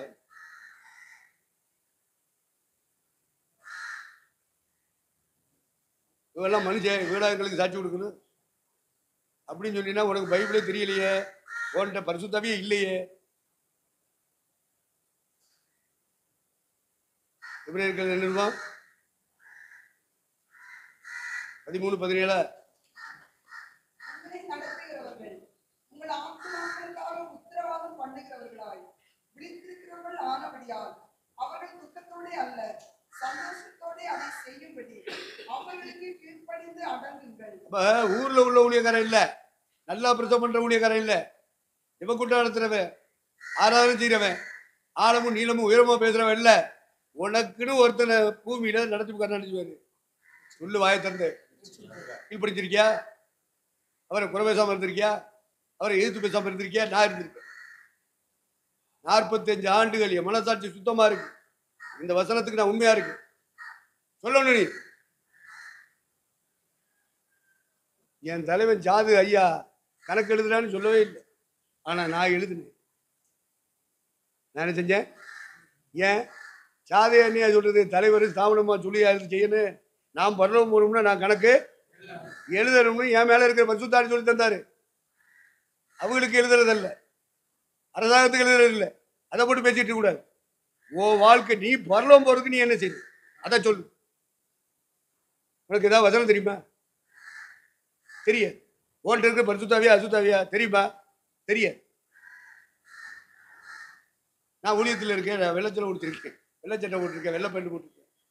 அதுவா ஊழியத்துக்கு அடையாளம்? அதுவா தேவ சித்தஞ்சரே அடையாளம்? அறிவு வேண்டாம், அம்மாத்திரம் சுரண வேண்டாம். ஏதாய் அப்படித்தான் சொல்லுவோம். அறிவும் இல்லை, சுரணையும்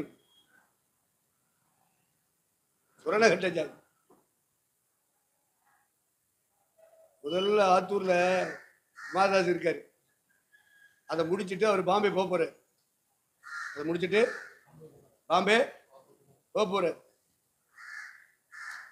அப்போ எனக்கு மெட்ராஸில் லீவு கிடைச்சதுனால வந்துட்டேன். வந்திருக்கும் போது ஞாயிற்றுக்கிழமை நீ பிரசவம் பண்ணான்னு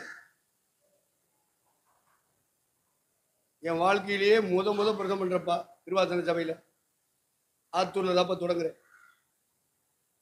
அத்தனை வருஷம் விசுவாசியா இருந்தேன். இட்டமொழியில பிரசவம் பண்ணு, ஆன்லைன் பண்ணு, பைபிள் செட்ல பண்ணு, போக மாட்டேன். நான் பண்ண மாட்டேன். பண்ணிடல. சாத்தான் பெண்டை கட்டும் போது இந்த பண்ண மாட்டேன். முழு நேரமும் கடவுளுக்காக உழைத்து ஒப்பு கொடுத்த பிறகு லீவுக்கு வந்திருக்கேன் மெட்ராஸ்ல இருந்து. ஞாயிற்றுக்கிழமை 6 வருது. சபை பொறுப்பாளருக்கு மாறுதாசு அவர் சொல்றாரு, ஒரு பிரசவம் மொத பைபிளை விரிச்சு திருவாசனத்துல பிரசங்கம் என்ன தெரியுமா? உணர்வு கட்ட ஜாதி. எங்க இருக்க வசனம் தெரியுமா? வாசிச்சிருக்கையா, தெரியுமியா? பைபிள்ல இல்லாததையா நீங்க சொல்லிட போறீங்க? மூதேவியா எடுத்து வாசி. பிரசங்கம்ப்பா. எனக்கு செய்தியே இதுதான். மைக்க பிடிச்சு முத வாயை திறந்தோம்ல என்னது?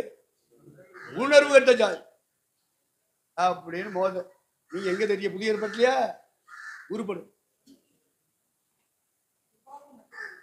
அது உணர்வு கட்ட ஜாதி அப்படின்னு ஒரு வசனம் இருக்கு. அது முன்னாடி நான் டக்கு டக்கு டக்குன்னு எடுத்துருவேன். 65 வயசு வர்ற மேயோட 65 முடியும், 66 தொடங்கிடும்.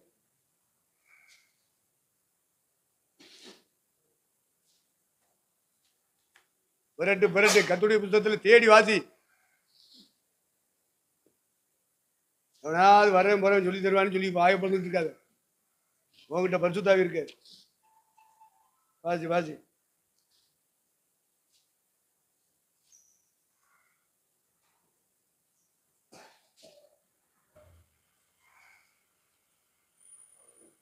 உபாகமம் 32:28. உபாகமம் 32:28. 32:28. அவர்கள் யோசனை கெட்ட ஜாதி, அவர்களுக்கு உணர்வு இல்லை. இதாயா என் வாழ்க்கையிலேயே பைபிளை திறந்து முத பிரசங்கிக்கும் போது எனக்கு ஆவியானவர் கொடுத்த வசனம் இல்லை. மாரதாஸ் தம்பி கிருபாவும் உட்காந்துருக்கேன். இப்பவும் சொல்லுவான், அண்ணே ஆத்தூர்ல நீ ஒரு பிரசவம் பண்ணிய மறந்து போச்சுடா. என்ன சொல்ல தெரியுமா? உணர்வு கட்ட ஜாதி, யோசனை கட்ட ஜாதி. உணர்வே அப்ப உணர்வுனா என்ன? அதான் தெய்வ பயம். அவங்க எல்லாரும் கடவுளுடைய மக்கள் தான். ஆனா தெய்வ பயம் இல்லாத மக்கள். அதான் உணர்வு. பயம் என்று சொல்லுகிறது உணர்வை சார்ந்தது. இதுதான் நான் முத பிரச்சனை பண்ணதுப்பா. திருவா இன்னைக்கு சொல்லுவான், என்ன பயங்கரம். வாயை திறந்த உடனே பெரிய அணுகுண்ட வீசணும். நாட்டு வெடி ஒன்று இல்லை, அணிகுண்டு ஜப்பான்ல போட்டான்ல அமெரிக்காக்காரன், நாகசாகிலையும் ஹிரோஷிமாவிலும் போட்டான். இன்ன வரைக்கும் அதனுடைய பதில் இன்ன வரைக்கும் வந்துகிட்டு இருக்கு. சூடனா பிறக்கிறா, செவிடனா பிறக்கிறா. போட்ட இடத்துல உள்ள நீர்நிலைகள், குளம் குட்டையில் இருக்கிற மீனெல்லாம் இன்ன வரைக்கும் ஒரு மீன் வராது. பிறக்கிற பிள்ளைகள் எல்லாம் குருடர்களா பிறப்பாங்க, ஊனர்களா பிறப்பாங்க. போட்டானா. இரண்டாவது உலக மகா யுத்தத்தில் தேச நாடுகள் அச்சு நாடுகள் என்று 2 பிரிவா உலக நாடுகள் மோதிச்சு. அதுல முசோலினி இத்தாலி மடங்கிட்டான், ஹிட்லர் மடங்கிட்டான் யுத்தத்தில். இவன் மாத்திரம் துள்ளி குச்சிட்டு இருந்தாப்பா. Made in Japan. உலக நாடுகளின் வாணிபம் கையில் இருந்துச்சு. அமெரிக்கா இந்த நேச நாட்டோட ஐக்கியப்படலை. அமெரிக்கா இல்லை, ஆமா அமெரிக்கா, ரஷ்யா, பிரிட்டன், பிரான்ஸ் இவங்க எல்லாம் நேச நாடு. அச்சு நாடுகள் என்று சொல்லுகிறது ஜப்பான், இத்தாலி, அடுத்து என்ன ஊரு, இட்லி இருந்தது, ஜெர்மன். இவங்க 3 பேரும் அச்சு நாடுகள். இவங்க 3 பேரும் ஒரு அணி, இவங்க எல்லாம் ஒரு அணி. உலக நாடுகள் எல்லாம் அவன் வேணா நேசிக்கிறவன் பக்கம் சேர்ந்துக்கிட்டான். அப்படி ஒரு உலகப்போர் உண்டாச்சு. அது 2வது உலகப்போர். 3வது உலகப்போர் இன்னும் வரல. வருமுன்னு நம்ம இசைக்கல் தீர்க்கதரிசி சொல்லியிருக்கான். 38, 39 வீட்டில் போய் வாசிக்கிறீங்க. அந்த உலகப்போர் நடக்கணும். நடக்கிறதுக்கு முன்னாடி எல்லாம் இயேசு வரமாட்டார். நடக்கணும். சர்வதேச தலைவர்கள் கூடணும். சர்வதேச தலைவன் தெரிந்தெடுக்கப்படுகிற நேரமும் சரி, வானத்திலே யுத்தம் உண்டாகிற நேரமும் சரி, சபையிலே திருச்சபை மக்கள் மர்வமாக்கப்படுகிற நேரமும் சரி, தி சேம் டைம். ஒருத்தனும் பேசல, நான் ஒருத்தன் தான் பேசிட்டு. சேம் டைம்ங்கிறத உலக அளவுல நான் தான் பேசிட்டேன். என்னை பேச சொல்றாரு ஆண்டவர், நான் பேச. அந்த நாளையும் அந்த நாளிகையையும் நீங்கள் அறியாதிருக்கிறபடினாலே எப்பொழுதும் விழித்திருந்து ஜெபம் பண்ணுங்க.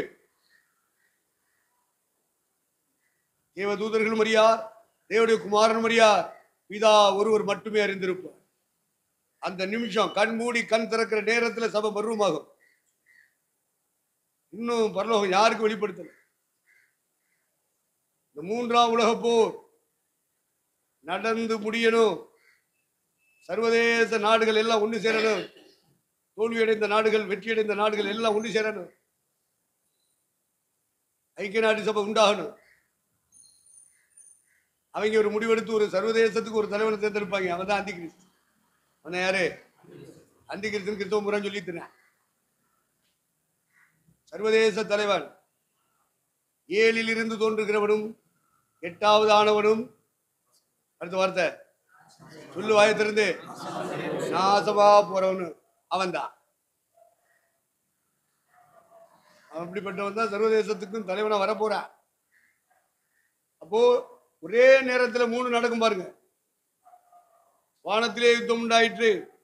அப்படி ஒரு வசனம் வச்சிருக்கீங்களா? எங்க வாய்ச்சிருக்கிய? இடியா டக்கு டக்குன்னு பைபிளோட சம்மந்தப்படியா? சும்மா பிரசம் பண்றக்கா பைபிளை திறக்காத.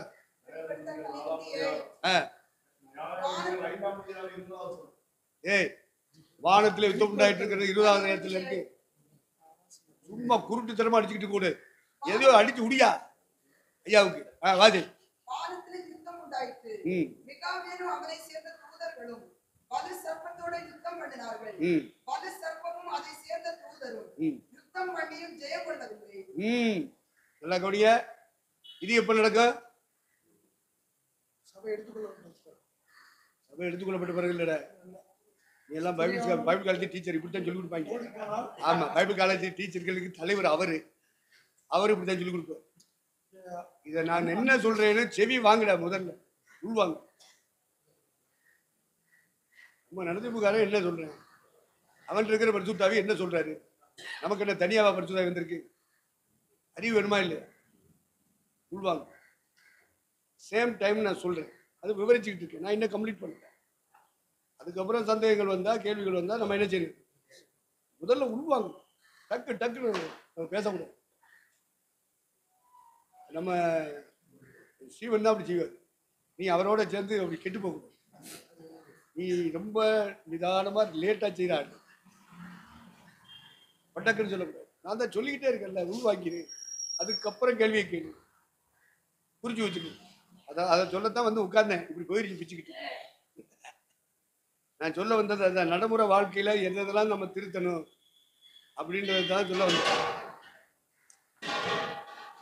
அப்போ நல்ல கொடிய சேம் டைம் இந்த வானத்திலே யுத்தம் உண்டாயிட்டுங்கிறது வெளிப்படுத்துற விசேஷம் 12:7 முதல் 7 தானே?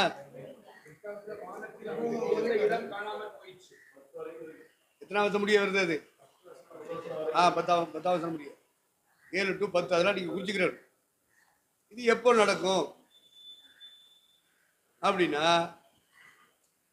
3ஆம் உலக போர் நடந்து முடிய போற நேரத்தில் நடக்கும். 3ஆம் உலக போர் நடந்து அந்த ஐந்தாண்டு சொல்லுவாங்கல்ல, அப்படி இப்படிமா இருட்ட போற நேரம் இந்தாம்மா. இது போல 3ஆம் உலக போர் அந்த ஐந்தாண்டு முடிய போற நேரத்துல அங்க நடந்துடும்.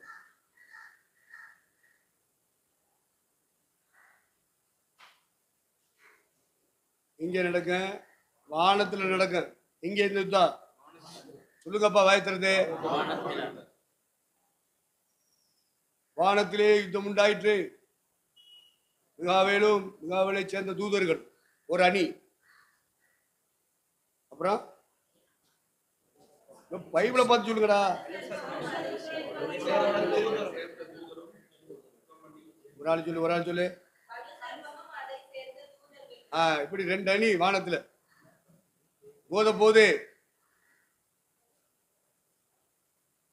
வானத்துல மோத போகுது. வலு சர்ப்பமும் அவனை சார்ந்த தூதர்களும்,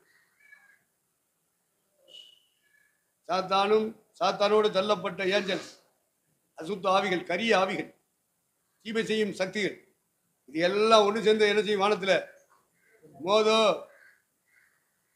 யாரோட மோது? மிகாவேலோடு. ஏன்னா தேவ சேனையில சேனைகளின் தலைவரா இருக்கிறவன் யாரு? சொல்லுங்கப்பா, வாய திறந்து. என்னத்தை சொல்லிக் கொடுக்க போற நீ சபையில? எது கத்திக்கிட்டு இருக்க? நோட்ல எழுதினா போதாதுப்பா, தலையில எழுச்சலு. அதை நீங்க திருப்பி சொன்னா தான் தலையில எழுத முடியும், வேற வழியா கிடையாது. திருப்பி நான் கேட்கும் போது சொல்லிட்டே வந்தீங்கன்னா உங்க தலையிலையும் ஏதாவது மனதுல பரிசுத்தாட்ட நினைச்சுவாரு, எழுதுவாருப்பா. இல்லைன்னா நீங்க பாட்டுக்கு போயிட்டே இருப்பீங்க, கூட்டம் முடிஞ்சு போச்சு. அப்படி இதென்ன கூட்டமா நினைச்சுக்கிட்டு இருக்கோம்? பைபிளை தியானிச்சுக்கிட்டு இருக்கோம், வேதத்தை தியானிச்சுக்கிட்டு இருக்கோம். இது கூட்டம் இல்லை. அப்போ நீங்க புரிஞ்சுக்கிறது திருப்பி சொல்லணுமா இல்லையா? சொன்னா தானே உங்க தலையில ஆவியான எழுதுவாரு, இல்லைன்னா ஆவியான எழுத மாட்டாரு. நீ இப்படி கையை தட்டி பாச வச்சுக்கிட்டு அது ஒரு நிமிஷம் சொல்லுவியா? அந்த பாச வாரத்துல ஒரு நாள், அந்த ஒரு நாளும் ஒரு நிமிஷம் சொல்லுவியாலே பெரிய பாசம் வைக்கிறாங்க. பாசம் மண்டாங்க ஆவியப்பட்டார். அது ஆவியா? உங்களுக்கு அது ஆவி. என்னை போன்ற அழைப்பு அபிஷேகம் பெற்றவனுக்கு, வேதம் தெரிஞ்சவனுக்கு அது பரிசுத்தாவியே கிடையாது. எங்க ஐயா சொல்லி கொடுத்தாரு, ஏன் குரு ஐயா தானே பரிசுத்தாவி. எல்லாரும் ஆவியில் நம்ம கைட்டாருல, எல்லாரும் அடிய பேச பேசுறாருல, அதான் பரிசுத்தாவின்னு. ஆகா, வேற மாதிரி பேசுறாரு குரு. பிஏ கம்முன்னு இருந்த கோழி அறுத்திருக்க பார்த்துருக்கியா? கோழி அறுக்கிறது எப்படி அறுப்பாங்க தெரியுமா? ஆமா ஐயா, கோழியை அறுத்து தலையை அறுத்து கையில் எடுத்து அதை தூக்கி வீசிட்டு, தலையை வீசிட்டு அந்த கோழி ஒரு பக்கம் வீசுவாங்க. அப்ப அந்த கோழி என்ன செய்ய? கோழி அறுத்திருக்கியா? கோழி பிடிக்கிறவங்க நான் பிடிச்சிருக்கேன், கோழியை அறுத்திருக்கேன், கோழியை வேக வச்சு தின்றுருக்கேன். உங்களையும் நான் அப்படி செய்யக்கூடாது.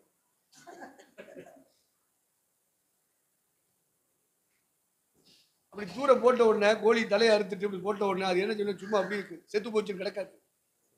அது என்ன செய்யும்? கொஞ்சம் இந்த இடத்துல இருந்து அந்த இடம் குதிக்கும், இந்த இடத்துல இருந்து அந்த இடத்துக்கும். இது இது மாதிரி தாண்டா பெந்தகோஸ்து சபையில குதிக்கிறாங்க, நீ நம்ம தாண்டா குதிக்கிற அப்படின்னாரு. ஆமா ஆமா, உள்ளது உள்ளது உண்மை, ஏத்துக்கிட்டோம்ல. மேல உள்ளவங்க சொல்றாங்கன்னு சொன்னா அதுல ஏதாவது அர்த்தம் இருக்கு. எல்லாம் தெரிஞ்ச மாதிரி பேசக்கூடாது, நாக்கு நீட்டக்கூடாது. இப்ப இப்படி கையை தட்டிட்டா இங்கிட்டு பிறந்து அங்கிட்டு விழுகிறது, அங்கிட்டு பிறந்து இங்கிட்டு விழுகிறது. இதெல்லாம் தலையெடுத்த கோழி மாதிரி இருக்காங்கடா பெந்தோஸ்காரங்க. ஒருத்தன்ட்டு உண்மை கிடையாதுடா, ஒருத்தன்ட்டு சகோதரத்திலே கிடையாது. பார்க்க விரோதம், பழி வாங்குற உணர்வு, இதையெல்லாம் உள்ள வச்சுக்கிட்டு நீ வந்து அந்நிய மதம் என்ன? நான் யாரையும் பயக்கல, ஆனா அவர் பொதுவா பேசுறாரு. இதெல்லாம் பரிசுத்தாவியாடா? ஒட்டுமொத்த சபையை வாங்குவாங்கன்னு வாங்குறாரு. இது நடந்து 1986. இதை சொல்லி தரும்போது காலம் என்னது? 86. இப்போ வருஷம் தெரியாச்சு.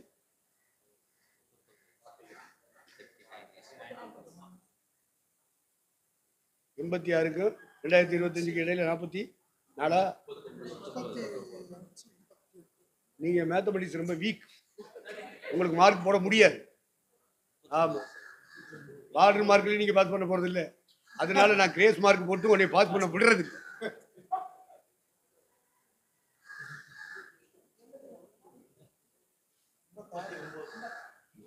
ஏன்னா நான் கணக்குல வீக், அதனால உங்கள்கிட்ட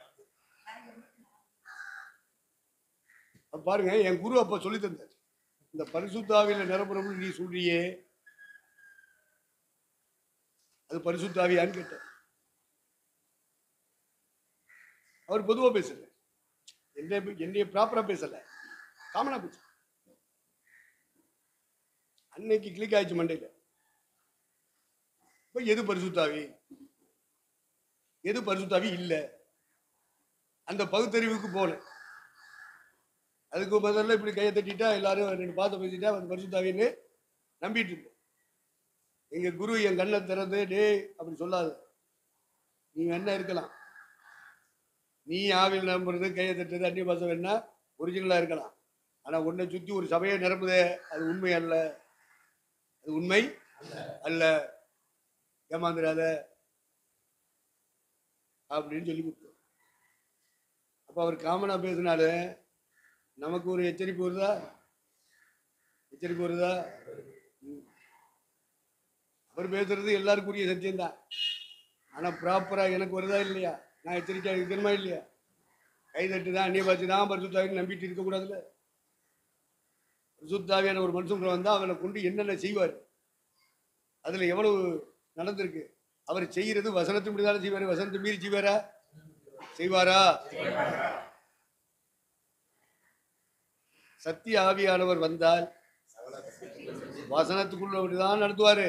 அதுக்குத்தான் நான் கேட்டேன், உன்கிட்ட இருக்கிற பரிசுத்தாவியா இல்லையான்னு கண்டுபிடிக்கணும்னா நீ எழுதி கொண்டா எத்தனை வசனத்தை நீ ரட்சிக்கப்பட்டதுல இருந்து அபிஷேகம் பெற்றதுல இருந்து நிறைவேற்றிருக்க, எழுதி கொண்டா. ரட்சிக்கப்படுறதுக்கு முன்னாடி கிறிஸ்தவங்களா இருந்தா அதையும் எழுதிட்டு வா. இன்னைக்கு ரட்சிக்கப்பட்டியோ, இன்னைக்கு அபிஷேகம் பண்ணப்பட்டியோ, அதுக்கு பிறகு எத்தனை வசனம் நிறைவேறிருக்கு அதையும் எழுதிட்டு வா. வசனத்துக்கு உனக்கு சம்பந்தமே இல்லைன்னா உனக்கிட்ட இருக்க பரிசுத்தாவின்னு எதை வச்சு சொல்ற? யார் உனக்கு சாட்சி கொடுக்கிறது? சர்டிபிகேட் யார் கொடுப்பா? இந்த பூமியில சர்டிபிகேட் வேணுமே. உன்னியோவான் இல்ல 3 யோவான் 3 யோவான் வாசிக்க. மூப்பராகிய நான் சத்தியத்தின்படி நேசிக்கிற பிரியமான காயுக்கு எழுதுகிறதாவது, பிரியமானவனே, உன் ஆத்துமா வாழ்கிறது போல எல்லாவற்றிலும் வாழ்ந்து சுகமாயிருக்கும்படி வேண்டுகிறேன். சகோதரர் வந்து நீ சத்தியத்தில் நடந்து கொள்ளுகிறாய் என்று உன்னுடைய உண்மையை குறித்து சாட்சி கொடுத்த போது மிகவும் சந்தோஷப்பட்டேன். பாருங்க, அந்த வசனத்தை நீங்க நிறைவேற்றிருக்க. எத்தனை ஊழியக்காரன் உனக்கு சாட்சி கொடுத்துருக்கேன்? நீ சத்தியத்தில் நடக்கிறேன்னு சொல்லி கொடுத்துருக்காடா? சர்டிஃபிகேட் வாங்கியிருக்கியா? எனக்கு சாட்சி பகிரவர் பரலோகத்தில் இருக்கிறாருன்னா மத்திய 7ஆம் அதிகாரத்தை படிச்சுக்க. இப்படி சொல்லிட்டு நிறைய இப்படி சொல்ல வைக்கிறது பிசாசு. வசனத்தை கொண்டுட்டு தான் வருவான் சாத்தான், ஏமாந்துடாத. உனக்குள்ள இருக்கிறது பரிசுத்தாவியானால் உன்னை பற்றி உன்னை சுற்றி ஊழியம் செய்கிற ஐக்கியத்தில் உள்ள ஊழியக்காரங்க சாட்சி கொடுக்கணும். தேவையில்லைன்னு சொல்லக்கூடாது. என்ன குறித்து சாட்சி பெற பரலோகத்தில் இருக்கிறாருன்னு சொல்லிட்டு போயிடாது. அதெல்லாம் அப்படி சொல்லிக் கொடுக்கறது பிசாசு. இப்படி சொல்லிக் கொடுக்கறது பரிசுத்தாவியான. உனக்கு சாட்சி இருக்கா? சாட்சினா சர்டிபிகேட்டு. திரும்ப அந்த வசந்த வாசி. சகோதரர் வந்து நீ சத்தியத்தில் நடந்து கொள்கிறாய் என்று உன்னுடைய உண்மையை குறித்து சாட்சி கொடுத்த போது மிகவும் சந்தோஷப்பட்டேன். ஏன்னா அந்த காய்வுக்கு நடத்திப்புக்கார தலைவனா இருக்கிறவன் யாரு? யோவான். யோவானுடைய அண்டர்டேக்கில் இருக்கிற திருச்சபைகள். அதுக்கு அதெல்லாம் அந்த காலத்துல இப்படி பொதுவாக இடம் வாங்கி கட்டணம் கட்டுறதுலாம் கிடையாது. 1ஆம் நூற்றாண்டுல வீடுகள்ல தான் என்ன செய்வாங்க, கூடி ஆராதிச்சாங்க. விற்கிறவன் வித்து கொடுத்துட்டான், எல்லாரும் இல்ல. சிலர் வித்துட்டு பாதியை பதுக்கிட்டு பாதியை மீதி போய் செய்யறேன் கொடுக்குறேன். எல்லாரும் இல்ல. சிலர் எல்லாத்தையும் வச்சுக்கிடுவான். எனக்கு பொண்டாட்டி இருக்குல்ல, பிள்ளை இருக்குல்ல, நாளைக்கு பிள்ளைகளுக்கு வேணும்ல, இதை வித்துக்கிட்டு அங்கே கொடுத்தா அப்புறம் நம்ம எடுத்துரு. அதனால சிலர் வைத்து கொண்டு விசுவாசிகளை வருவார். சிலர் பாதியை கொடுத்துட்டு பேர் வாங்கிடுவான் அப்படின்னு சொல்லிட்டு மீதியை தங்களுடைய எதிர்காலத்துக்கு வச்சுக்கிடுவான். சிலர் தியாகம் உள்ளவன் என்ன பண்ணிடுவான், விசுவாசம் உள்ளவன் என்ன செஞ்சிருவான், எல்லாத்தையும் விற்று ஊழியத்தில் போட்டுட்டு காமன் ப்ராப்பர்ட்டி ஆக்கிட்டு சபையில இருந்து ஊழியம் செய்யும் போது என்ன கிடைக்குதோ அதை சாப்பிட்டுட்டு பொழப்ப நடத்துவோம்லான்னு போயிட்டான். இதை பற்றி தான் எழுதியிருக்கு. தங்கள் காணி ஆட்சியை உடையவர்கள், தங்கள் நிலங்களை உடையவர்கள், வீடுகளை உடையவர்கள் அதை விற்று அப்போஸ்தலருடைய பாதத்திலே வைத்தார்கள். அதை 3 பிரிவா பிரித்து படிக்கணும் நீங்க. சிலர் அப்படியே வச்சுக்கிட்டான், அவனும் விசுவாசி தான். சிலர் பாதியை விற்று கொண்டு போய் வச்சுட்டு மீதியை அவங்க எதிர்காலத்துக்கு வச்சுக்கிட்டாங்க, அவனும் விசுவாசி தான். சிலர் எல்லாத்தையும் விற்று ஒன்றுமே இல்லை அப்படிங்கிற ஜீரோ பேலன்ஸ்க்கு வந்துடுறான். இவன் முழுவதும் கர்த்தரை சார்ந்திருக்கிறவன். சிலர் பாதி மட்டும் கர்த்தரை சார்ந்திருக்கிறவன். சிலர் மட்டும் ஆராதனை கிறிஸ்தவன். என்ன கிறிஸ்தவன்? ஞாயிற்றுக்கிழமை வருவான், போயிடுவான். ஞாயிற்றுக்கிழமை ஒரு காணிக்கை கொடுப்பான், ஒரு தசாந்தம் கொடுப்பான். இவெல்லாம் முழுதும் கிறிஸ்தவன் அல்ல. ஆனால் கர்த்தருடைய பிள்ளைகளா இருப்பாங்க. இப்படி நீங்க பிரிச்சு படிக்கணும். இப்ப எல்லாத்தையும் கொடுத்துட்டு இருக்கிறவன் நில் பேலன்ஸ், ஜீரோல இருந்து ஆரம்பிக்கிறான். இதுதான் கர்த்தருக்கு பிரியமானது. வாய்க்கோல் சொல்லுவான், விசுவாசம் இல்லாமல் 11:6 பிப்ரவரி 11:6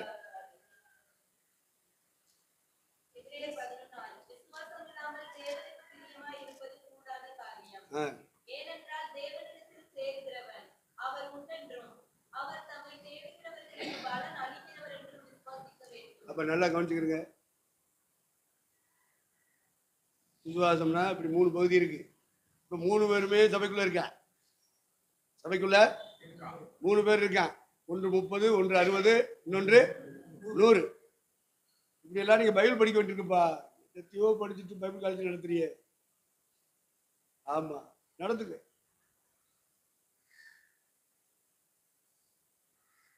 எவனோ பைபிள் காலேஜ் நடத்தும் போது என் பிள்ளைய நீங்க நடத்தக்கூடாதா?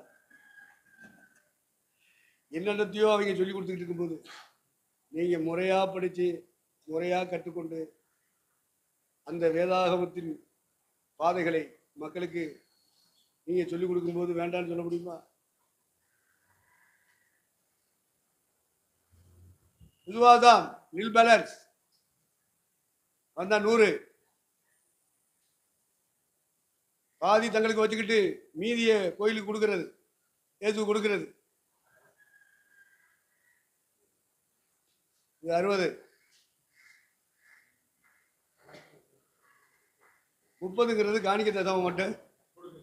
வாரம் வாரம் போய் ஒரு பாட்டை பாடிட்டு ஒரு காணிக்கை தசமம். இதான் 30. இந்த 3 பேருமே சபைக்குள்ள என்ன செய்றேன் இருக்கான். இதை நீங்க புரிஞ்சுக்கிறேன்னு. அவன் ஸ்டாண்டர்ட்ல தான் அவன் வளர்ந்து வருவான். இவங்க 3 பேரையும் ஒன்னா நீங்க பார்க்க முடியாது. 3 தான். 30 மார்க் எடுத்தா 30 தான், 60 மார்க் எடுத்தா 60 தான், 100 மார்க் எடுத்தா 100 தான். இப்படி நீங்க பகுத்தறிவோட இருக்கணும் சபை நடத்துறவங்க. இப்ப ஊழியத்துக்கு வர்றாங்க. லூக்கா 22:35.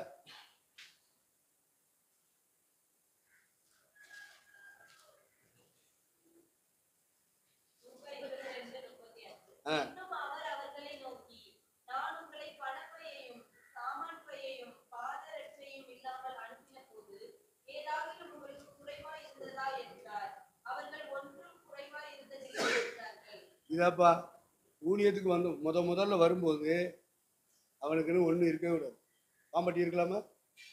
மகாராஜையா வந்த இந்த ஸ்டீவே மாமியார் நகையெல்லாம் ஒன்னா திரட்டி இவ்வளோ பெரிய தங்க கட்டியை தூக்கிட்டு வந்துட்டான்டா.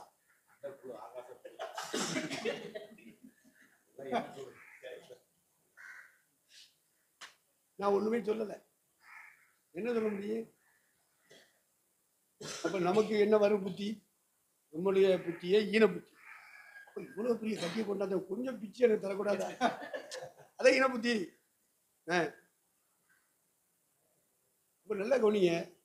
அப்படியே ஒரு தங்க கட்டியை கொண்டு வச்சிருந்தார். காது கழுத்துல இருக்கிறது எல்லாத்தையும் கலட்டி கொண்டாந்து வச்சார். வீடு வாசலை வித்து எல்லாத்தையும் கொஞ்சம் கொடுத்தாரு. ஆண்டவர் என்ன செய்யறாரு தெரியுமா? இதை கொடுத்தா போதாடா, காலில் போட்டுருக்கிற செருப்பை கழட்டி வை. துணி வைப்பில துணி, அதுக்கு ஒரு சூட்கேஸ் ஒன்று சொந்தமா இருக்கா, அதை கொண்டா இங்கே வை. வெளியில போகும்போது போண்டா வடை கேக்கு வாங்கி திங்க, ஒரு சாயா குடிக்கிறதுக்கு காசு வச்சிருக்கியா, அந்த மணி பர்ஸ் சைடு இங்க வை.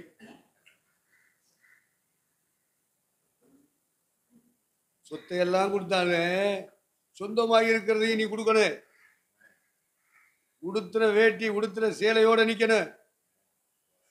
அப்படிப்பட்டவங்களுடைய விசுவாசம் தான் 100. இப்ப என்னன்னு கேட்டா அந்த 100 இல்ல, சுகர் தான் 100, பிரஷர் தான் 100, 100 தாண்டுது. டேரக்ட் வந்திருக்காரு நம்மளை ஜோதிக்கணும். பிரஷர் எவ்வளவு இருக்கு, சுகர் எவ்வளவு இருக்குன்னு அவர் தான் ஜோதிக்கணும். ஏன்னா அவர் தான் டாக்டரு, அவர் தான் சர்டிஃபிகேட் கொடுக்கணும். நீங்க இவ்வளவு பேர் இருக்கல, நீங்க சர்டிஃபிகேட் கொடுத்துருவீங்களா எனக்கு எவ்வளவு சுகர் இருக்குன்னு? இப்போ சர்டிஃபிகேட் கொடுக்கறதுக்கு ஒருத்தன் வேணும், ஒருத்தன் தான். அறிவு வேண்டாமா? சாட்சி சம்பாதிக்கணும்ப்பா. அப்ப உன்னுடைய விசுவாசத்தை குறித்து யார் சாட்சி கொடுக்கிறது?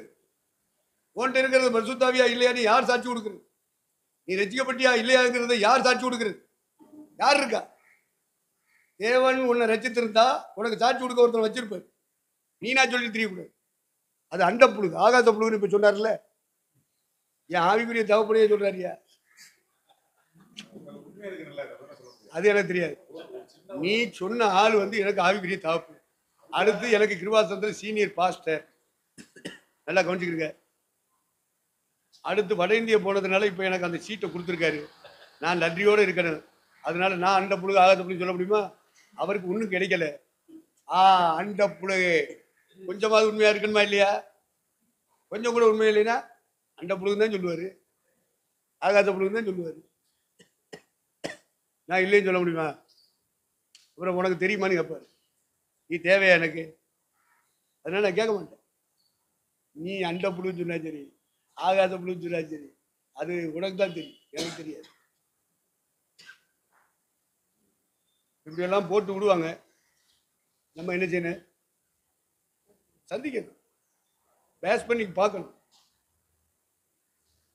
பேஸ் பண்ணணும். அநியாயமாய் உங்கள் பேரில் பொய்யாய் சொல்வார்களானால் சங்கடப்பட்டு பேசாதீங்க, வேதனைப்பட்டு பேசாதீங்க. என்ன செய்யணும்? சந்தோஷம் வராட்டாலும் என்ன செய்யக்கூடாது? சங்கடப்படக்கூடாது. இப்படியா சொன்னா அப்படின்னு மனசுக்குள்ள தூக்கி வச்சுன்னு வச்சுக்க, பரலோகத்தை நீ நினைச்சு பார்க்காத. பரலோகத்தை தன் சகோதரனை பயக்கிறவன் மரணத்திலே நிலை கொண்டிருக்கிறான். அடுத்து பயக்கிறவன் குருடன். நான் குருடி கூடன்னு சொல்லுவேன் சபையில. அதுகளுக்கு தெரியல, என்ன நம்மளை பார்த்து குருடுங்கிறாரு குருடிங்கிறாரு. இப்போ கொஞ்சமாவது பைபிள் படிச்சு பைபிள்ல ஆவிக்குரிய ஞானத்தை வச்சிருந்துச்சுங்கன்னா ஐயா ஏதாவது உண்மை இல்லாம பேச மாட்டாருன்னு சொல்லுங்க. எங்களை கூடுங்கிறாரு, எங்களை நாய்ங்கிறாரு. பைபிள் ஒழுங்கா படிச்சிருக்கியா? ஒழுங்கா படிக்கல. அடுத்து ஞான அர்த்தம் படிச்சிருக்கியா? ஞான அர்த்தம் படிக்கல. அப்புறம் பரிசுத்த விட்டு சொல்ற, எதை வச்சு சொல்ற?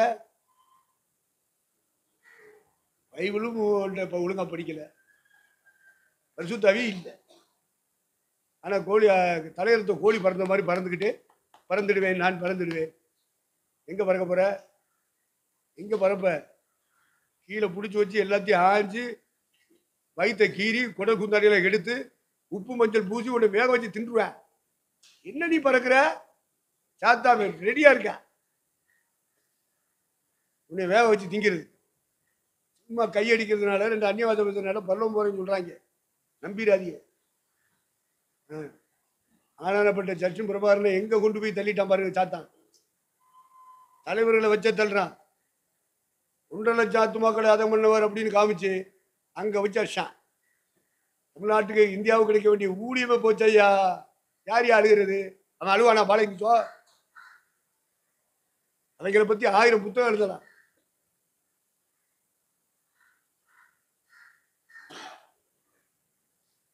இந்த தேவகோட்டையில 800 ஆத்மா சம்பாதிச்சான். என்ன பண்ணிட்டாரு? இலங்கைக்கு போவோம், வா ஊழியத்துக்கு வா அப்படின்னு கூட்டிட்டு போறாரு. ஏன்? ஆவியில துக்க விட்டாரு. எனக்கு சம்மதமே இல்லை, ஆவியில துக்க விட்டாரு. ஏன்னா நான் ஜெபம் பண்ணிட்டு இருக்கேன், பல வருஷம் ஜெபம் பண்ணுவேன். சகல பரிசுத்தவான்களுக்காகும் பண்ணும் வேண்டுதலோடு விழித்திருங்கள். இந்த ஆளு பேர அவர் ஒரு புறா. ஆனா என்ன புறா? பேதையான அவர் காக்கா கிடையாது. அவர் காக்கா கிடையாது, அவர் ஒரு புறா. ஆனா பேதையான புறா. இப்ராஹிம் பேதையான புறா அப்படின்னா உபதேசம் தெரியாத ஆளுன்னு அர்த்தம், சத்தியம் தெரியாதுன்னு ஆளு அர்த்தம். இவனை கூட்டிட்டு போறேன். இந்த செய்தி எனக்கு வருது ஆர்எஸ் மடத்துல. ஆகா, கூட்டிட்டு போறாரு. எனக்கு ஆவியில துக்கம் உண்டாரு. எனக்கு அவனுக்கு சம்மந்தமே இல்லை அப்போ அந்த காலத்துல. அதுக்கப்புறமா ஒன்றில் வந்துகிட்டு இருந்தான். அப்பவே துக்கம் உண்டாரு. என்ன ஆக போதோ தெரியல. போயிட்டு வந்தாங்க. அவர் வந்தார். வந்தா இங்க உண்டாக்குன 800 ஆத்மாவும் இல்லை. 800 ஆத்மாவும் இல்லை. இலங்கைக்கு ஊழியத்துக்கு கூட்டிட்டு போறேன்னு கொண்டு போறேன். உடைச்சிட்டாங்க ரெண்டா. கூட்டிட்டு வர்றதுக்குள்ள சபை ரெண்டா போச்சு. அப்புறம் 3 ஆயிடுச்சு. அனைத்து இந்திய அண்ணா திமுகவா மாறிடுச்சு. கடைசியில் ஆளே இல்லை. அப்புறம் அங்க போய் இங்க போய் எல் ஜோசப் அவர்கிட்ட போய், நீ தனியா செய்யல, ஆண்டவர் உன்னோட இருப்பாருன்னு சொல்லிட்டாரு. யாரு? ஃபாதர். அவன் இப்படி பண்ணிட்டான், இவன் இப்படி பண்ணிட்டான், நான் என்ன செய்ய முடியும்? கடைசியில் ஆராதனையே இல்லாம ஆக்கிவிட்டாங்க. வர்ற மக்களுக்கு தெரியாது, கேசட் வாங்கி பாட்டு பாடுற மக்களுக்கு தெரியாது. எனக்கு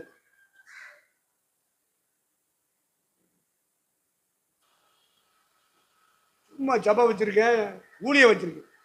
ஏதாவது ஜாதி உணர்வு எவனுக்குள்ள இங்க எனக்கு முன்னாடி இருக்கிற எவனுக்குள்ள இருந்துச்சுன்னா, இந்த உணர்வுல என்னுடைய முதல் பிரசங்கமே உணர்வு கட்ட ஜாதி, யோசனை கட்ட ஜாதி. இப்படித்தான் என் வாயை திறந்தார் கத்த. 35 வருஷத்துக்கு முன்னாடியே அப்படித்தான் இந்த ஏரியா.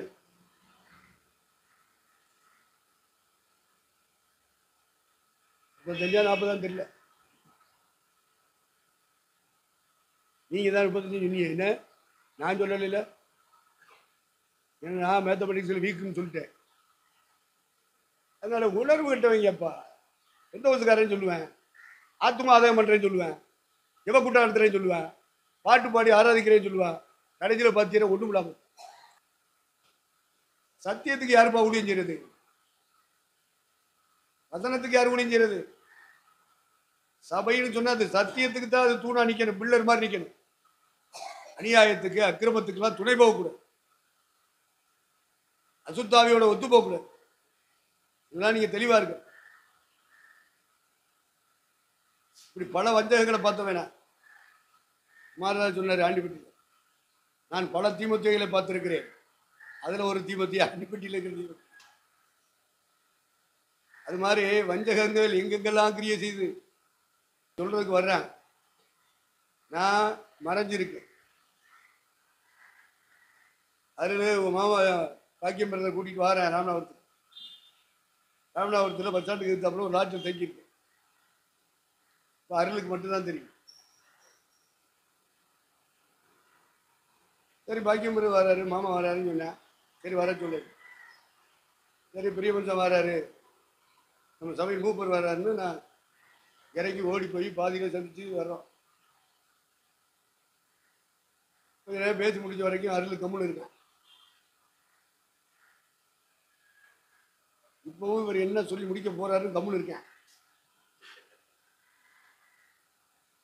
கொஞ்ச நேரம் கழிச்சு எப்படா தெரியும் ஜேம்ஸுக்கு எப்படி கொண்டாந்து விட்டுட்டேன். லாட்ஜில் மேலே பால்கனியில் அடிக்கிறோம். நான் அவன்கிட்ட கேட்குறேன், கலை நானே மறைஞ்சிருக்கேன், ஒளிஞ்சிருக்கேன், உனக்கு எப்படி தெரியும்? அதெல்லாம் தெரியும், எங்களை கத்த சொல்லி தருவார் அப்படிங்கிறேன். சரி வந்த விஷயத்தை சொல்லு, டக்குனு இறங்கி ஓடு. நான் வெளியே வந்துட்டேன், ஏசுமரி விட்டுட்டு. சரி அது முன்னமே எனக்கு தெரியும் போகிறேன். இப்போ என்ன, அந்த மக்கள் வந்து ஏசுமரிக்கு திரும்ப போக மாட்டோம், உன் கூட தான் இருப்போம்னு அந்த விசுவாசிகள் 50 பேரும் சொல்லிட்டேன். நான் உங்ககிட்ட கொண்டாந்து 2-3 தடவை விட்டேன். என்கிட்ட வரக்கூடாது தள்ளி விட்டேன். அவங்க போக மாட்டேங்கிறாங்க. அதனால நான் ஊழியத்தை ஆரம்பிச்சேன். மடத்தனம் பண்ணிட்டியடா, மடத்தனம் முட்டாத்தனம் பண்ணிட்டியடா.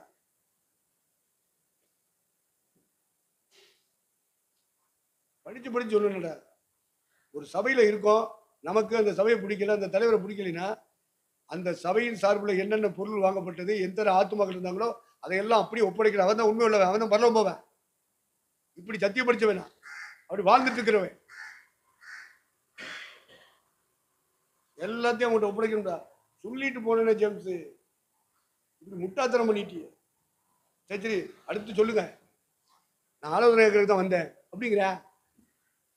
இப்படித்தான் என்னத்தையோ சொல்லி அருள என்ன பண்ணிட்டேன், மயக்கி வாசலை திறந்து பொத்துட்டு வந்துட்டேன்.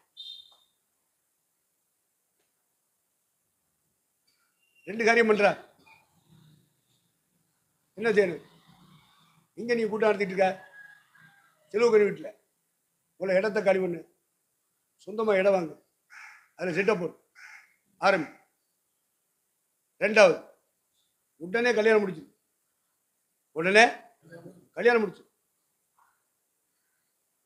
இது 2ஐயும் முடிக்கணும். என்ன ஓ இதான் ஆலோசனை. போய் ஒன்று ஓடிப்பிட்டேன். யாரு வந்துச்சுன்னு ஏன்ட்ட கேளுங்க.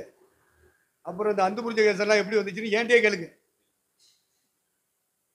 உங்களுக்கெல்லாம் அவங்கெல்லாம் பெரிய பாஸ்டரா தெரியும். ஏன்னா உன்னை பரிசுத்தாவி இல்லையில, பரிசுத்தாவி இருந்தா தானே உனக்கு கண்ணு ஞான கண் திறக்கப்படும். எது பரிசுத்தாவி? உன் கையில் இருக்கிற பைபிளை ஒழுங்கா படிச்சுன்னா தெரியும். ஒன்றும் படிக்கிறது இல்லை, முட்டாத்தனமா பேசுற. சூனியம், அறிவு சூனியம். அதே மாதிரி ரொம்ப கீழ்படிவான் பார்த்துக்க. அந்த நேரம் இப்ப கிட்டத்தட்ட 25 சபைக்கு தலைவன். இப்போ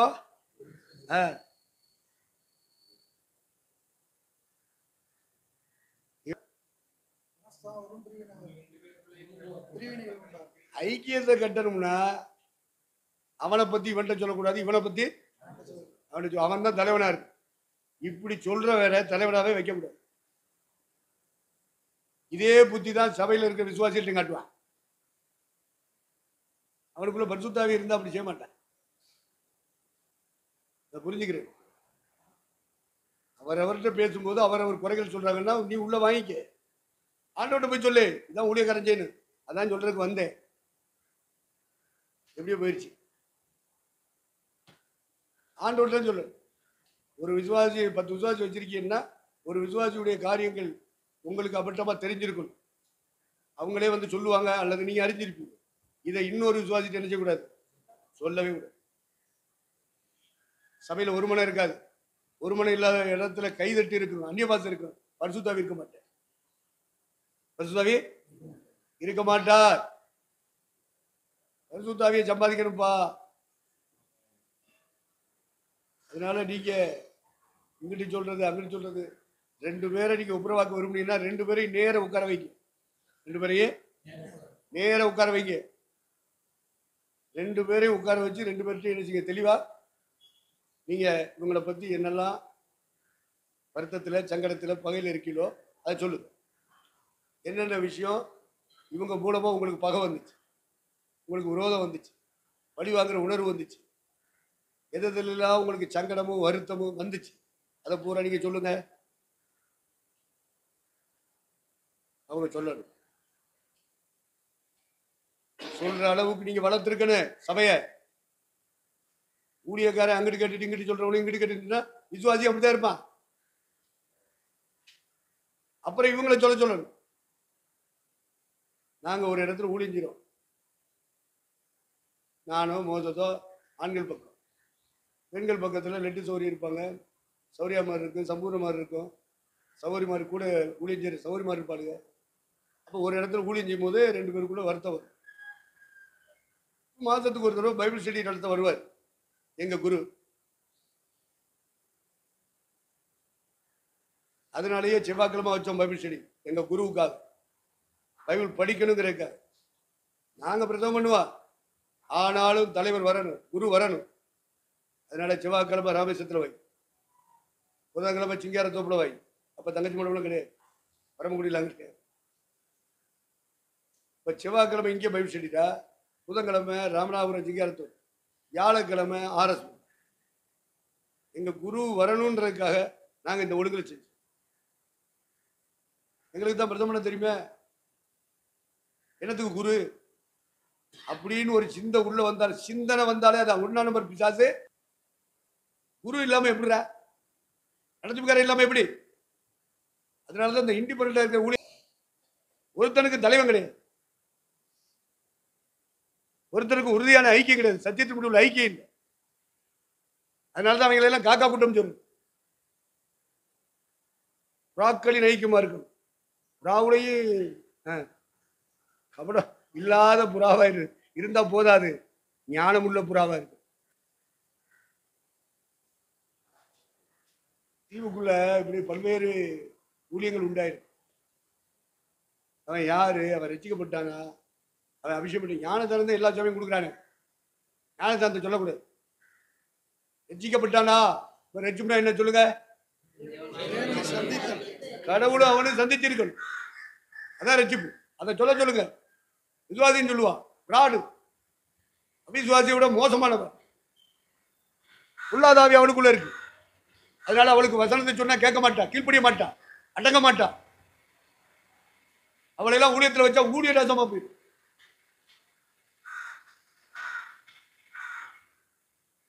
நான் சொல்றது திருமணமாகாத சௌகரியங்களை சொல்லிக்கிட்டு இருக்கேன். நீங்க வீட்டில் இருக்கிறப்ப மனைவி மாதிரி நினைக்கக்கூடாது, அடங்க மாட்டேங்கிறான்னு சொல்லக்கூடாது. அடக்கி பாரு, அடங்கலைன்னா என்ன செய்யணும், அடங்கி போயிரு. அதான் சூத்திரம். அப்பதான் ஒரு பணம் இருக்கு. இவளுக்கு கல்யாணம் முடிக்காதவளுக்கு, அதனாலதான் நான் இந்த பொறுப்பு போடுறது. கல்யாணம் முடிச்ச ஆளுங்க ஐயா நல்லா பேசுறான்னு சொல்லிட்டு பொண்டாட்டி நினைக்காத. அது பாதி உடம்பு. ஆமா, நீ அர்த்தநாதீஸ்வரன், நீ எல்லாம் சிவன் பாதி, பார்வதி பாதி, 2 சேர்ந்ததுக்கு பேர் என்னது, அர்த்தநாதீஸ்வரர் அப்படிம்பாங்க இந்துக்கள். அதனால சரீரத்துல பாதிப்பா, தன் சொந்த சரீரத்தை பகைத்தவன். அதனால பொண்டாட்டியை பகைச்சிடாத. உன் உடம்புதான் அவ உடம்பு, அவ பாதி உடம்பு பாதி நீ. அப்போ நீ பாதி அவ பாதி, 2 ஒரே உடல், இருவரும் இருவராயிராமல் ஒரே மாம்சமா இருப்பார்கள். அதனாலதான் உடல்ல பாதி அவ பாதி. அதனால மனைவி மாற நீ அப்படி நினைக்கக்கூடாது. திருமணமாகாத சௌகரி மாறிலையாக்கு நான் மனதில் வச்சு பேசுறேன். நீங்க அப்படி இருக்கக்கூடாது. அடங்க மாட்டேங்கிறா அப்படின்னு ஆமா ஐயா திருக்கத்தனமா பேசுறீங்க ஐயா, கத்துறதாயா உங்களை கொண்டு பேசுறாங்க, ஏதாவது சொல்லின்னு வச்சுக்க, கதை வேற மாதிரி ஆயிடும். கதை கந்தலாய். அது 50, இது 50. நீங்கள் எல்லாம் அர்த்தநாதீஸ்வரர். திருமணமான பரிசுத்தவான்கள் எல்லாரும் யாரு? அர்த்தநாதீஸ்வரர். இப்ப நாங்கெல்லாம் இன்னும் கல்யாணம் முடிக்காமே இருக்கிறோம் அப்படின்னு வாலிபள்ளி சொல்றாங்க. அது மைண்ட் வாய்ஸில் கேட்குது. அப்ப அதுக்கு பேர் என்ன?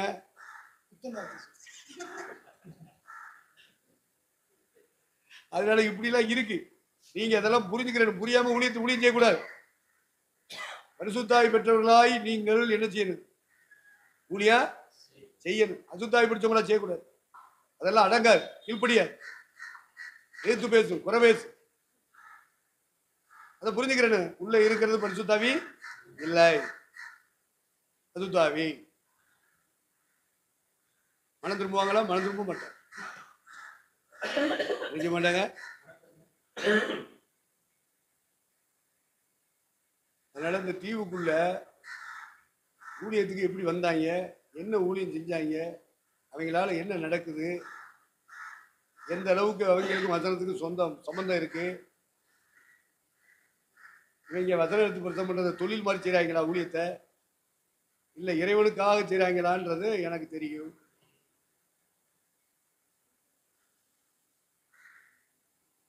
அதை புரிஞ்சுக்கிறீங்க. நான் டீயை குடிக்க விடாம இவ்வளவு நேரம் பேசிட்டு இருக்கிறது தப்பு. என்ன இல்ல தெரியுது. சாயம் எனக்கு ஒண்ணுல, உனக்கு வேண்டாம். எல்லாரும் சாய குடிக்க. என்னாச்சு மணி? டைம் என்னப்பா? 11:20. போங்கப்பா, குடிச்சிட்டு வாங்க. 11. Yeah.